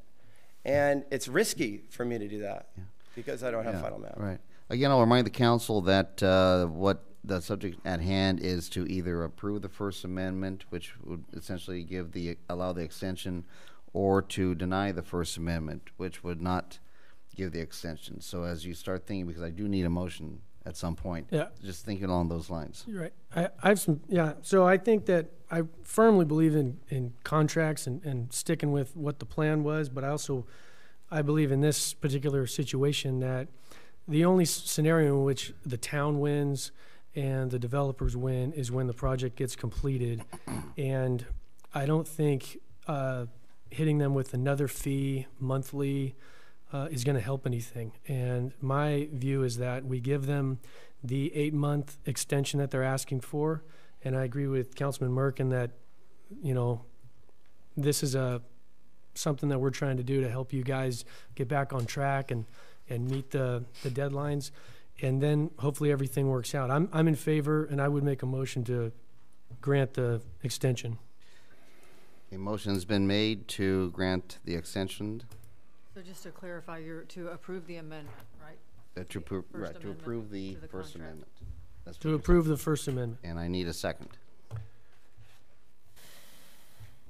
Seeing none, that particular motion dies. I still need another motion, though. We need to make a decision tonight. Why do we not want to give them the extension? Just what is it, $2,500 a month to the city? I don't know. Does anybody have any comments? Actually, Ann, do we need a motion at this point? Because we had 1 of 2 choices. One choice died for lack of a second. You don't have to act on it. It might be done. If you don't act on it, then there's no amendment. Okay. And I think that sounds like that's exactly where we're at right now. So, yeah. Sorry about that. Okay. Yeah. Item number 12, consideration of approving mid-year revisions to the fiscal year 2018-2019 city budget. So, Mayor and Council, before you tonight is consideration of approving mid-year revisions to our fiscal year 2018-19 city budget. On June 20th, the council adopted the city's budget for fiscal year 2018-19, which projected an operating deficit of $59,587 for the general fund. Staff prepared a budget and that contained conservative estimates for both revenues and expenditures. As we have done for the last 8 years, staff has conducted a mid-year budget review for the council's consideration. Utilizing actual expenditures and revenues for the history of the first 7 months, we've incorporated those revenue trends, specifically retail sales tax, investment earnings, property tax, and development fees, updated the capital improvement program to reflect projects completed with their actual cost, and any additional projects that may have developed or any projects that we're aware of we may not be able to finish in this fiscal year. Conducted a department-by-department review of expenditures for supplies, equipment, overtime, and personnel cost, and incorporated any appropriations that have been made since the adopted budget. Staff completed the in-depth review for revenues to determine adjustments were needed. Some revenues increased, some decreased. Following are some of the major adjustments. The increase to sales tax, based on our current revenues, is $160,000. An increase to investment earnings for $17,000. Construction permits and planning fees were increased based on the new permits for the new homes in Westwood subdivision of $13,500. Special fund revenues were increased due to $13,000 for interest revenues and $109,000 for impact fees from the construction. Adjustment to enterprise funds were made based on current revenue trends, with a net increase of $258,000 and $29,000 of that was interest. $165,000 were added to water funds for loan funds received for the test well expenditures, and revenues of $3,878,000 to the sewer funds based on the financing that we received for the sewer lift station and the trunk line. Overall change to the budget reflects an increase in general fund total revenue of $196,000. Special government funds increased at $113,000, and enterprise funds increased at $47,300, not including the loan monies for the refinancing that we received. That's a citywide increase was $4,400,000. Staff also conducted the department-by-department review of expenditures, and we did incorporate the changes from the memo with Chief Borges. So police payroll expenditures were adjusted to reflect increased cost of personnel of $41,000. Overtime expenditures were adjusted to reflect an increase due to staffing issues for training and additional coverage for $30,500. Expenditures for reserve officers was increased by $8,750. Animal control expenditures for payroll was increased by $7,600, and then there was a decrease in the management personnel payroll due to not filling the part-time assistant to city manager position for $66,000, and then an increase to multiple departments and funds due to a formula error of $45,000. Citywide salaries had an increase of $74,000. Supplies and services were adjusted within the police department to account for some additional uniform allowances due to changes in personnel. Small increases in multiple departments, increases to sewer for the evaluation of the wastewater treatment plant, only required an additional $45,000. Adjustments were made to capital outlay to reflect actual cost and some known increases for a net increase of $500. The overall change to the budget reflects an increase to the general fund total operating expenditures $83,600 and a citywide increase of $223,000 and $727,400 for bond cost, which was including the issuance fees and paying off of our existing bond, the refinancing. Staff reviewed the capital improvement program and updated it to reflect projects completed with their actual cost and adjustments to existing projects that are not anticipated to be completed in fiscal year 2018-19. Overall changes reduced the total CIP program by $600,000, public works and engineering credits by $5,500, and general government by $10,250. And that listing is there of our actual projects that were completed. I reduced well 1 based on not anticipating to get all of the expenditures in 18-19. It'll be carried over to the 19-20 budget. Removed the water meter replacement program. We're still working on getting that going. Increase to the cost for the new McHenry lift station based on the additional appropriation made when we awarded the contract in August. Updated the sludge removal project cost to actual. It was originally budgeted at $401,000 and the actual came in at $326,000. There was a savings of $75,000. With that savings, we've added an industrial flow meter utilizing the savings from that, budgeted at $60,500. We've had some issues with our flow meter at the treatment plant there for industries and storm. Remove CIP projects for the interconnected piping valves, headworks, grinder, baler, assembly, and the Vector truck dump station. These projects were removed at this time to await the outcome of the wastewater treatment plant evaluation. So with the adjustments to both revenues and expenditures, staff is now projecting a surplus of $52,800 for 18-19. Staff will continue to evaluate the budget process in preparation for the upcoming 19-20 budget. Staff has taken the audit from fiscal year 17-18 and adjusted beginning fund balances. The general fund beginning balance was originally projected at $3 million. However, using actual numbers from the audit, staff has revised the balance to be $3.2 million, an increase of $240,000. With the revised beginning balance and adjustments to the budget, staff is now projecting an ending fund balance of $3.1 million, an increase of $357,000 from the adopted budget.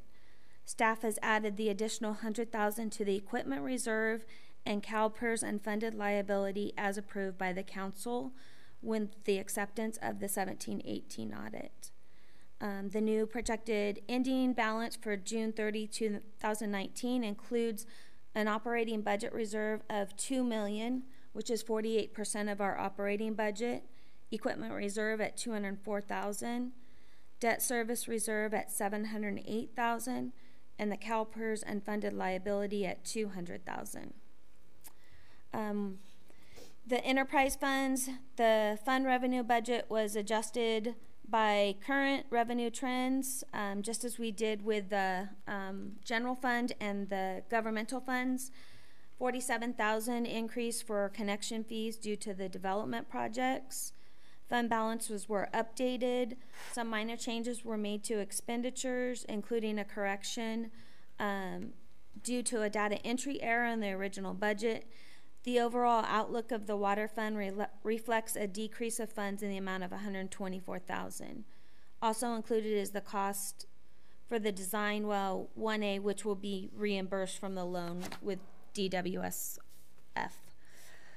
The municipal sewer fund revenue budget was adjusted to include $37,000 additional for connection fees and the addition of the loan proceeds. Expenditures were increased to cover the cost for the wastewater treatment plant. For the future needs, fund balances were updated according to the 17-18 audit. Overall outlook for the sewer funds reflects an increase of funds of $377,000, which is primarily due to the loan proceeds and future capital projects related to the trunk line rehab. Industrial sewer fund revenue budget was adjusted by current revenue trends, and adjustments were made to expenditures for the wastewater treatment plant evaluation for future needs, $15,000. Fund balances were updated.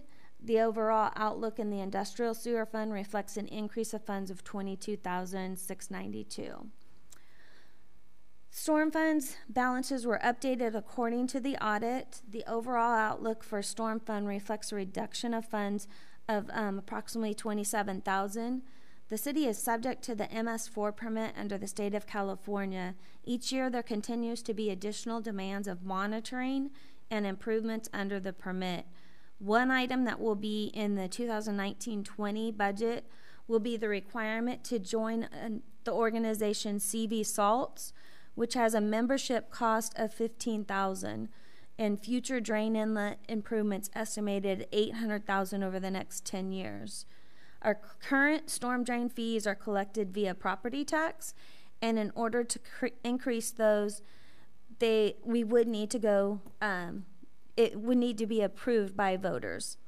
Our current revenue is not supporting the continued cost for storm, and we will need to look at how we will fund these operations in the future.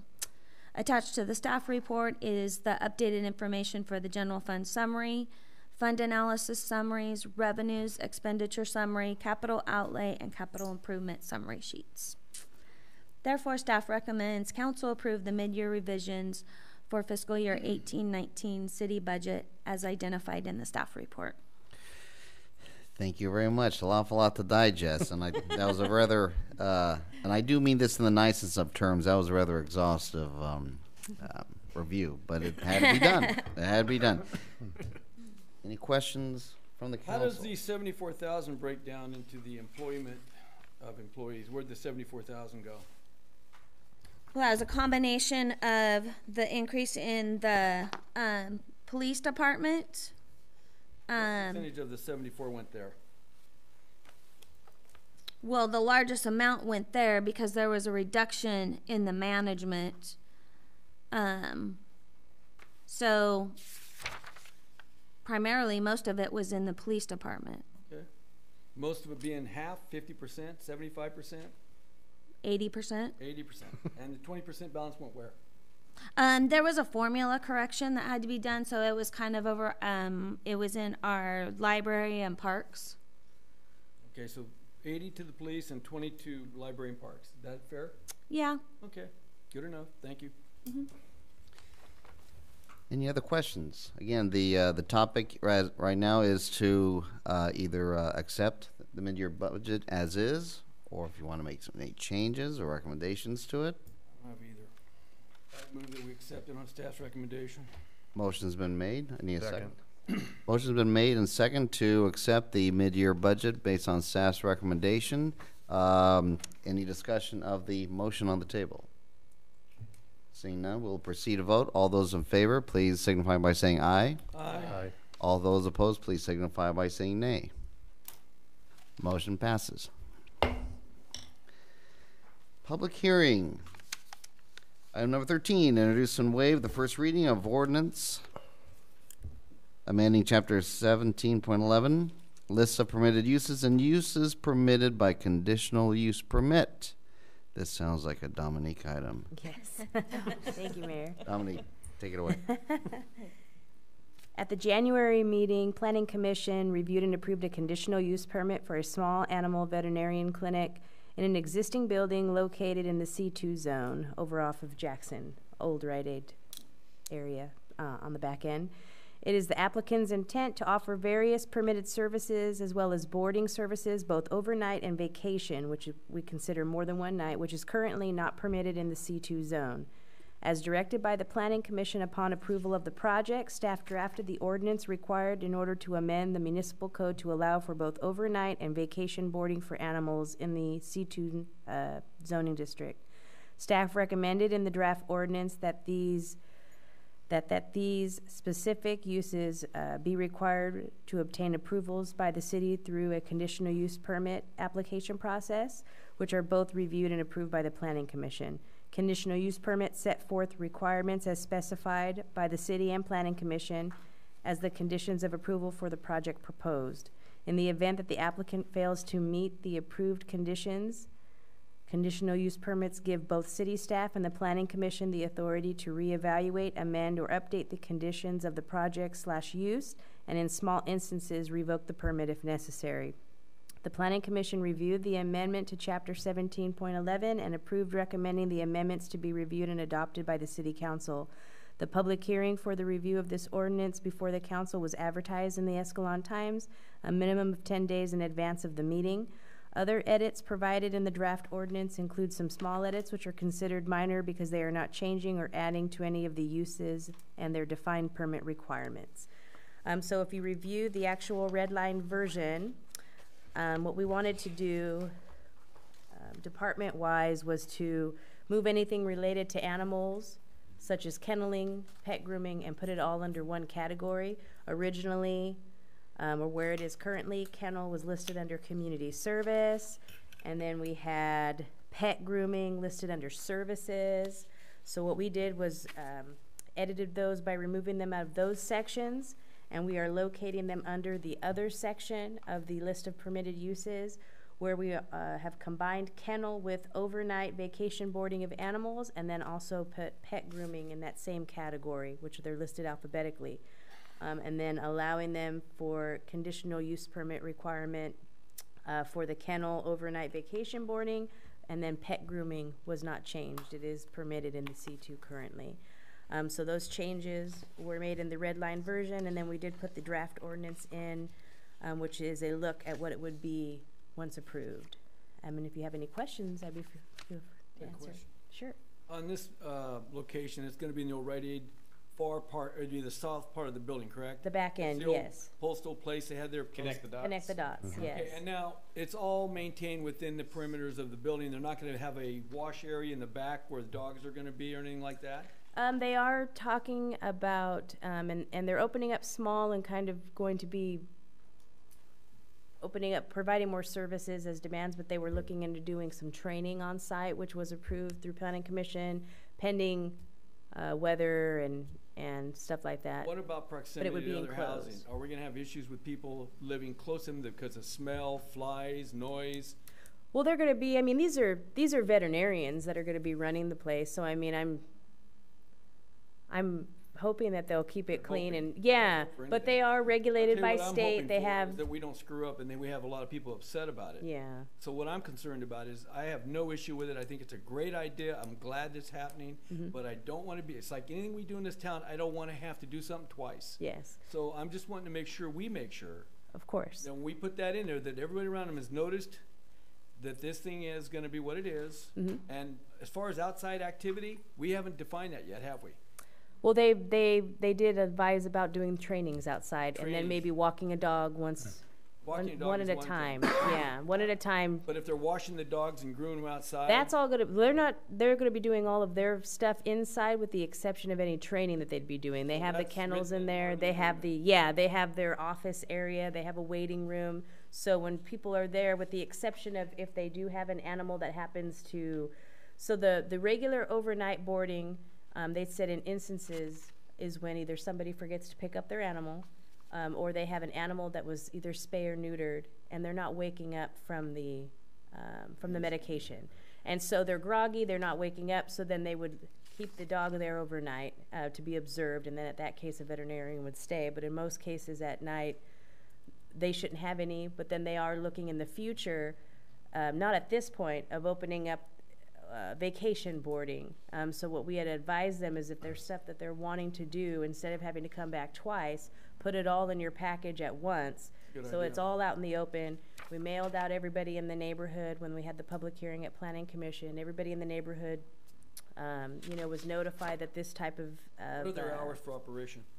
I don't have them offhand, but right now they're opening up. It's pretty defined, like a few hours a day in the morning and the afternoon, because right now they're just doing the vaccination clinic right now. They're moving slow and it's not expanding. 24 hours? No, not at this point, no. And is there any exterior lighting they're putting in? The building itself is not having any exterior changes that I know of. Now, the small shed adjacent to it, is that going to be part of it? That's the garbage enclosure. Yeah, Is that that's, what that is? yeah, that keeps all the garbage. I'm thinking, what shed?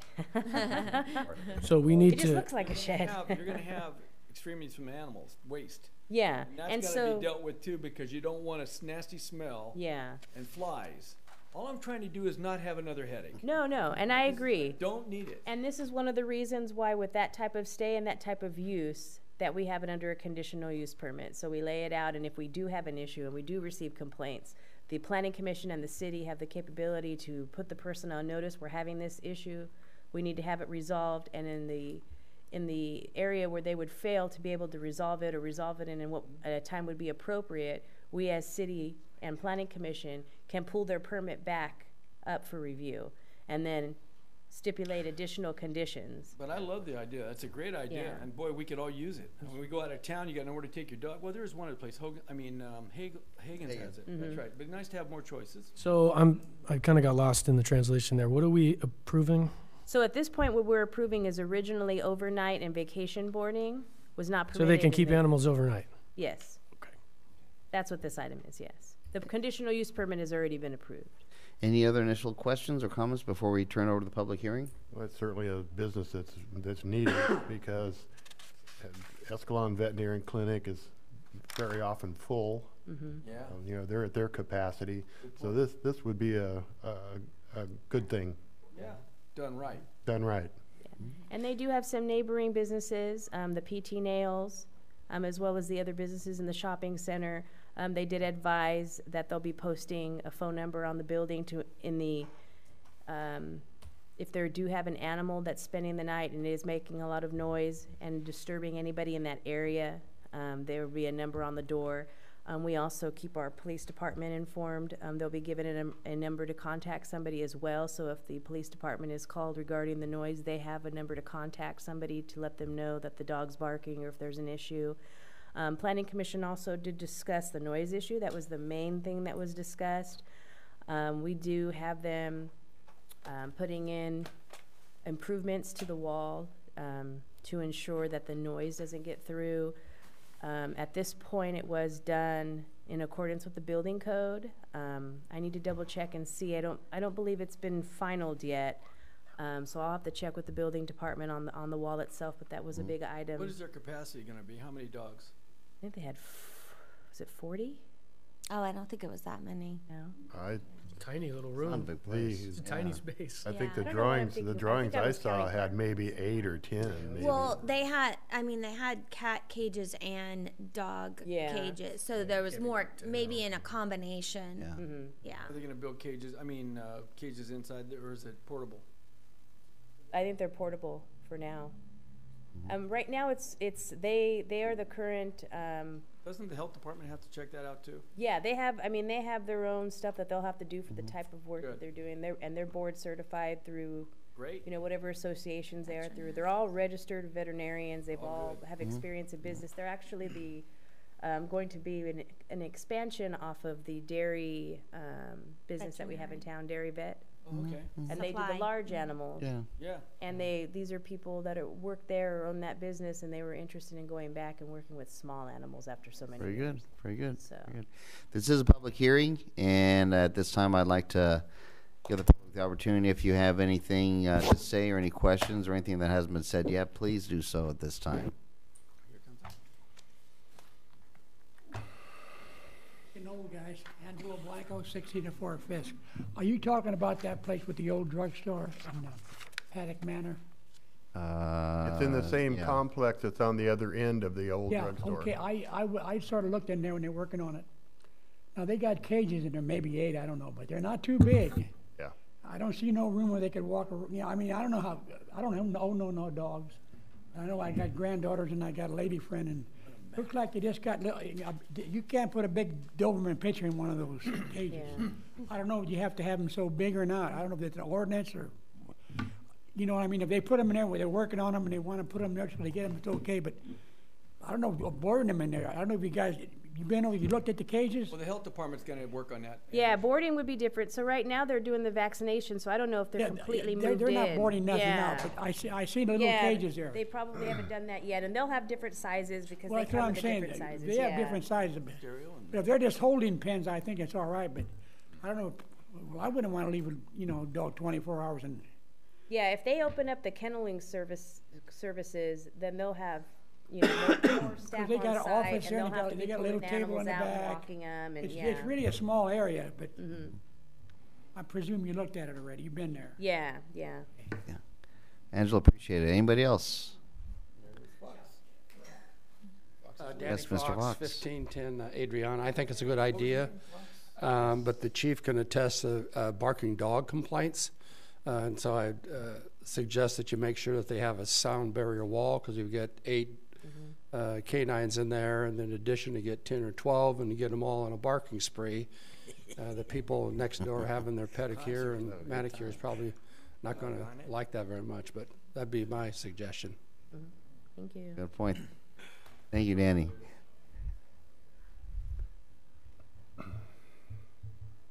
Gary Haskell, Yes, sir. 471 Cabernet Court.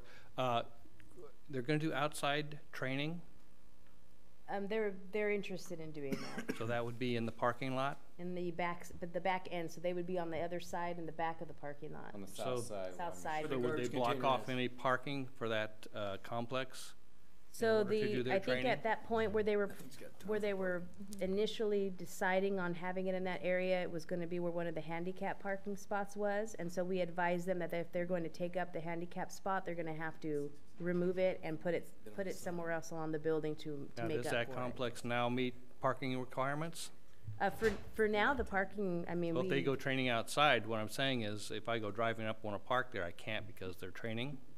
it would be for a few hours if they're taking up parking spots, yeah. Okay, so you are going to use They would be parking that's been using designated. an area and for- then blocking it off from other people to be able to get in, yeah. So maybe a few hours a day. They're they'd probably be gonna use using the it. corridor, South, the corridor. the southwest Yeah, side. there's a little back area there. The alley that Yeah. runs behind it. Yeah. There might be a few parking, aren't It's a there? corridor. Yeah. There's a few Yeah. parking There's a few spots parking along spots the, in there. And there's along not that, very the much. roadway along Edmart there. But they have a but- corridor back there behind the building. It's pretty wide. There's a wide area, yeah, but there was a 15 ADA spot back there that they were planning on Flies start Yeah. coming in. encompassing, Okay. yeah. I frequent that area quite often, and I don't recall ever seeing a car parked there. Yeah, I don't think I ever. And it's at their end of the Back, building, back, so wouldn't back it be? area, Yeah. right against, Between The Edmart masonry and wall. Edmart. Okay. Yeah. Okay, The okay. only ones I've ever found back there. So are that the ones driveway we've off of towed away Edmart that later. you come into the facility? So they're, Just to the left of that okay, I know where that driveway. area is.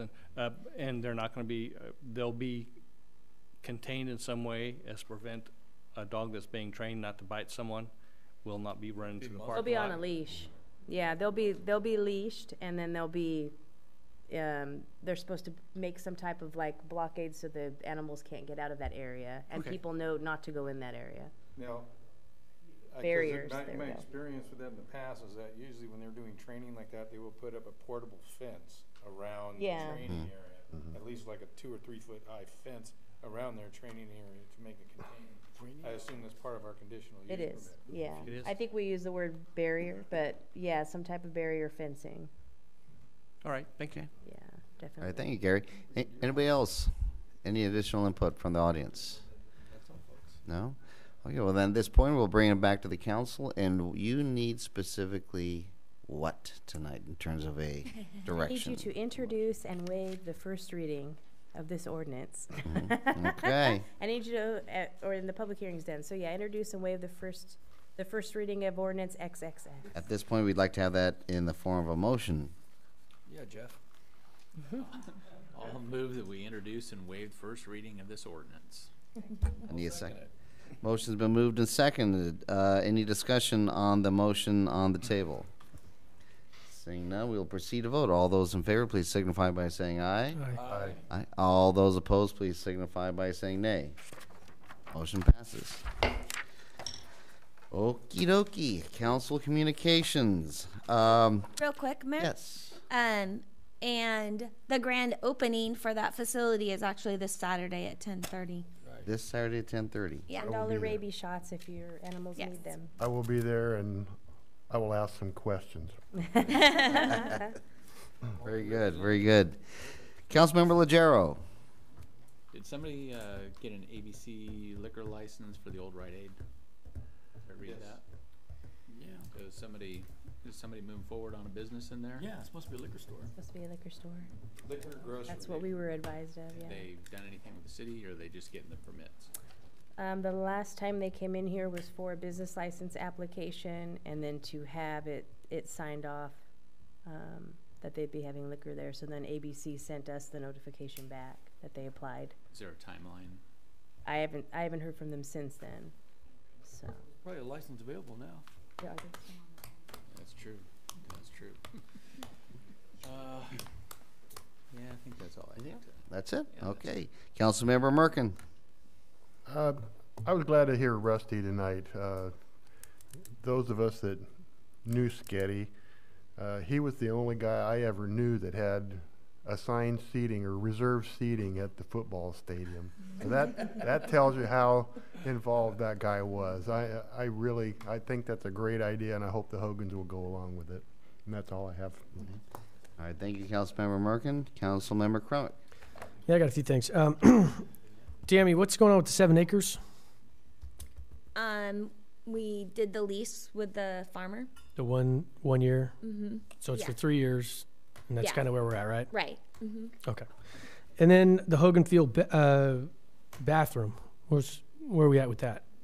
Well, it's in the budget for staff to do some repairs on it. When will those happen? By the end of the budget season. I'm When hoping is that? 3 months. By the end of June. By the end of June, we'll have a kind of a new bathroom? Inside, definitely. Refurbished. Yes. Yeah. Refurbished? Okay. And then, I guess the last thing would be, we had a meeting with some school board members about trying to keep that communication, and I don't know if Mayor Swift was going to talk about it, but Go for it. okay. And 2020, it seems as if they're planning on doing another school bond, and I just think what we need to do is we need to have, I talked to Tammy a little bit about this, but we can call a meeting, and I guess it has to be in an open format where there's all the school board members and all of the city council, and I know it's another kind of special meeting, but and get on the same page, because I think if we're going to try to put something on the ballot, whether it pertains to the wastewater treatment plant or anything, whatever, sales tax or a bond, or if whatever we want to pursue, if we're competing essentially, I think they're both doomed, and I think it's important that we start this conversation now in preparation for 2020. And so I wanted to throw that out there, and that's all I got. All right, thank you, Councilmember Crumick. Mayor Pro Tem Alves. Okay, on Main Street, the old basics, anybody know is there a new business going in there? I don't know of business, but there's definitely work going on in there. Okay, I was just curious because somebody asked me and I didn't have the answer. When we buy fuel for the city, we buy it from Pacific and Arco both? Correct. Okay, and that's because we just want to spread the money around. Yeah, and Okay. so we have Valley Pacific because of diesel. Arco doesn't have Diesel, that's why, diesel. okay. Mm-hmm. What do we use diesel for? In some of the public A lot of works our equipment. vehicles or Tractors and equipment. stuff? Yeah. That's not that much. No, it's not a whole lot. Okay. What is CSG Consultants? That's our building or plan check services. Okay. So they plan check everything according to building code standard. Sure. Our internet, who supplies it? It's currently through AT&T. Okay. Has there been any discussion about citywide? With them? Yes. No. And why not? It's not been a project on my list. Okay. People have asked me and I didn't know, so now we know. But my question is it feasible? And I couldn't answer that. Okay. Well, it's good to be. Now, our garbage. We have a contract with Mr. Jilton that's an evergreen contract. It rolls every year. Do we ever check on his current prices based on other people's prices? We haven't compared. I know at this point, there are no increases unless they bring it back to the council. I understand that. Would you like to know, though, what their current rates are in comparison to some of the smaller towns around us? Yeah. I mean, I can tell you, living in the county, the city's rates are, you know, a lot better. Because there's a lot more of us in the condensed Yeah, area. exactly. My question would be more like Gustine, Waterford, and Houston. How do we compare? Okay. I could put that together. Okay. What else do I noticed in the register that we had 2 listings for the same billing, and I was curious what that was about. One was voided, and the other one, it's a city water bill. I think it was 380263. It was there twice. So if one was voided, then Well, there was actually 3 of them. 2 of them were there, and then one was voided. I think there was a total of 3. The check number, I think it was 070457. so Oh, actually, there were only 2. You're right. There was only no. I showed. There was 3. You know what? The check number is the same in all 3 of them. so we voided and reissued the check because it was coded to the wrong GL account. But I think it was done 3 times. That's what caught my eye. It was 070456. I can't hear you. What? So basically what happened was I had put it in the wrong GL account, That and then I voided it Okay. from that account, and then reissued it in all the accounts I need to go onto. There's several accounts. Oh, okay. Just curious. No, my bad. What is fingerprinting? That's for the PD.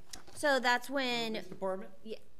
police department or people come in and ask us to fingerprint them because their jobs we charge for require that? it. Yes. Okay. Other than volunteers or Right. like all of our recreation coaches and everything, the city fingerprints them. But most of them, since are going to the state, we should not be being charged for those, for the coaches and the Sure. volunteer staff. All right. Those shouldn't be charged. Now, those fingerprints, they're registered with the Department of Justice? Correct. Okay. R&S Erections, who are they? What do they do?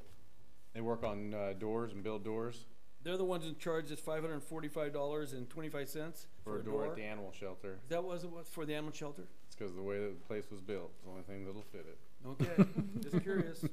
What else would I have lined up here? See what happens when you have free time? All right, poll project, hang on. 4 from what? This is not, I noticed we put a new water line at the kids' place over there off of, during the Escalon project out there. And it went from 3/4 to 1 inch, and my question is why? Oh, are you country kids? Yeah. Is this undersized for the facility that was there? So when you get to 3/4 was undersized for the type of fixtures they had in there, amount of people were in there. So and you did a unit count and then changed it based on the unit count? I don't know exactly how they figured it out. That's but usually how they figure it yeah. out. Okay. Bellaterra and LMD, the landscaping districts, both show negatives. In the register of demands? Yeah. Why? Because we haven't gotten all the funding and. The funding's coming, but they're not upside down. Well, they are in regards to cash flow, but once we get the remainder funding, then they should level back out. Wow. But that's something that when we do the annual reports that I look at, why we increase a reserve in those accounts. Okay. If you look at January, you'll see a positive number. Okay, also we talked a little bit about the trucks coming down St. Clair in the wrong direction. Have we posted a sign to stop that? Because there is one neighbor's getting trucks coming by, breaking limbs off and landing on their car. So when you contacted me about that, we did reach out to True Value, and True Value said that morning they saw a truck come down that way, but the guy was lost. It was not their delivery. It was a lost truck driver. Let's keep an eye on it in case it's a problem for the future. If it is, maybe we should post a sign. We shouldn't have to post a sign, but yeah. It's like Main Street, we shouldn't have to, and they drive their trucks down through there. Right. Okay, Chief, larceny. What the hell is larceny in this town? Theft. Primarily, I usually have all my notes with me too to tell you.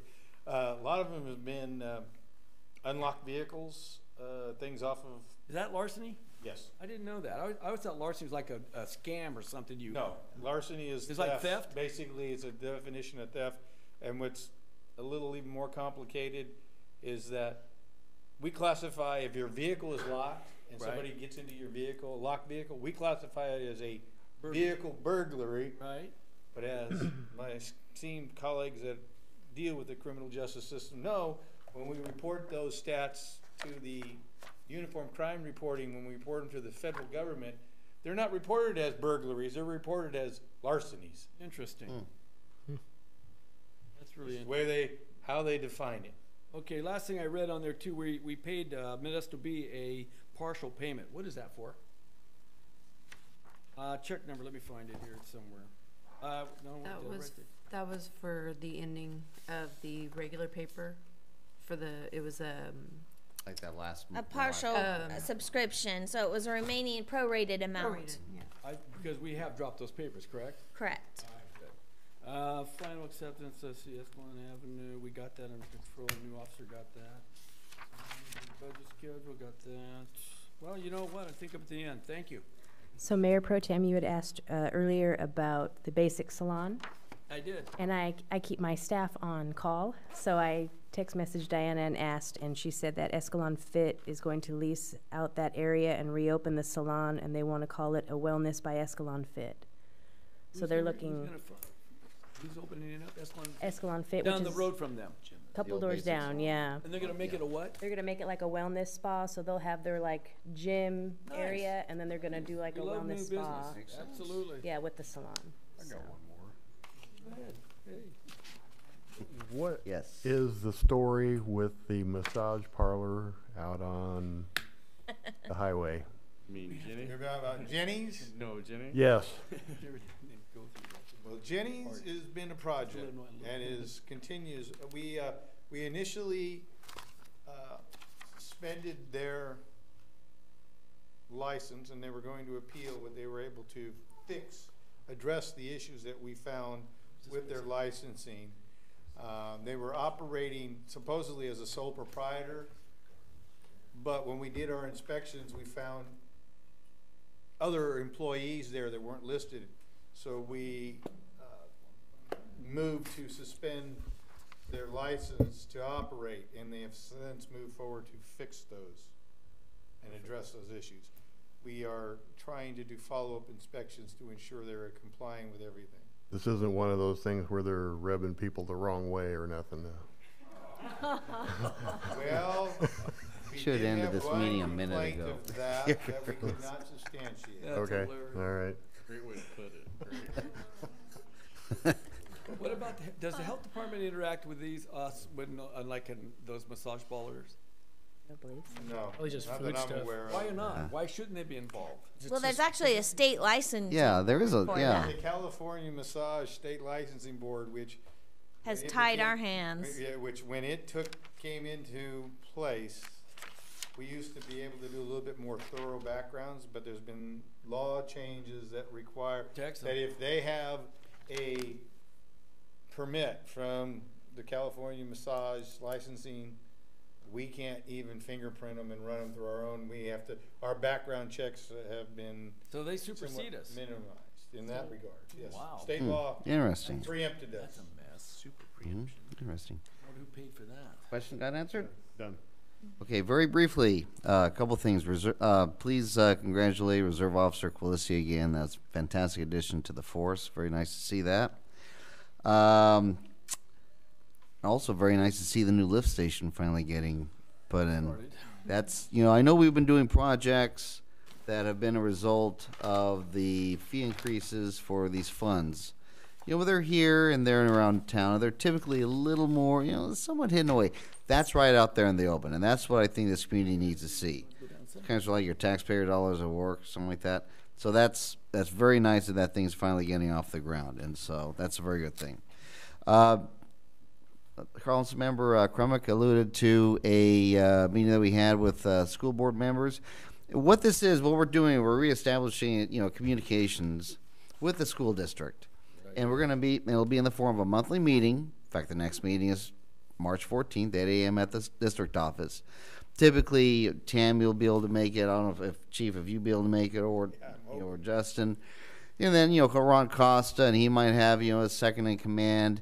But in addition to that, typically we'll have a couple of city council members. Okay, and for example, this last time, Councilmember Krummick and I went. I'd like to go to the next one. And then typically a couple of school board members. We try to limit it too, so we're not slaughtering the Brown Act. And then, so typically, and I think both the school board and the council here if you're interested in going to one of these, you know, let me know. You know, I mean, I don't have to be going to every one. I don't mind standing down. You know, it'd be great to have a couple of us. And this basically, this last one was a fantastic discussion of a lot of different things, and it really showed. And I think, hopefully, you would agree with me, Councilmember Crumwick. We need to have these communications, this line of communication open. And so, like I say, the next one's going to be Thursday, March 14th.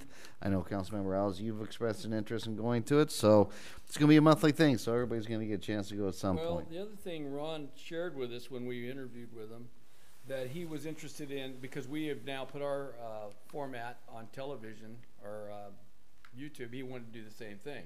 We had to follow up on that, because it'd be nice, not, you know, to go to, I'd like to see a board meeting, I just don't have the time sometimes. Yeah.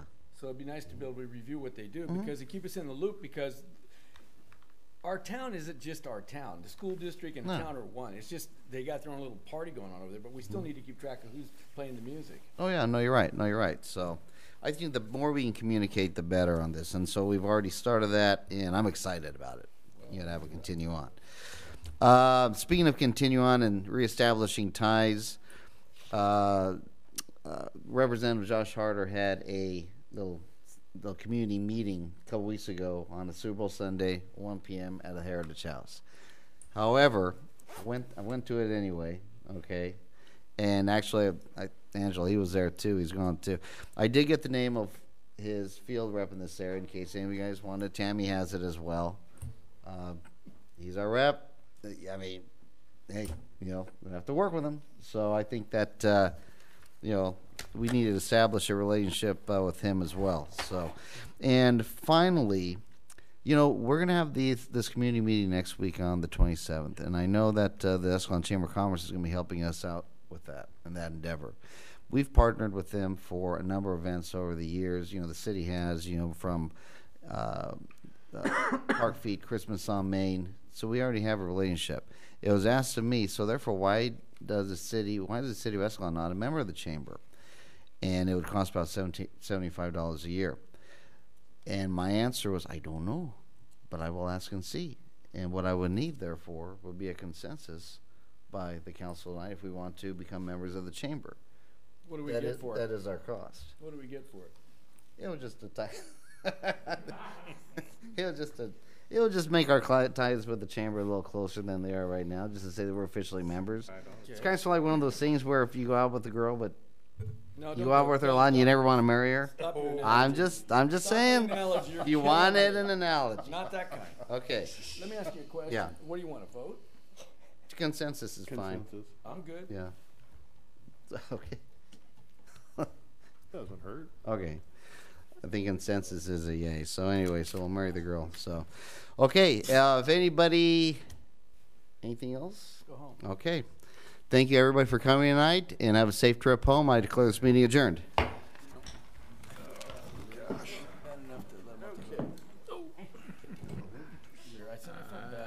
saying anything.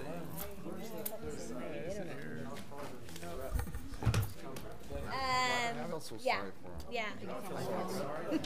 I have it. It's just. They called today. Oh, they did? For what? For his number. Oh. Used to be trying to do away with the border wall. Text me his number. Try.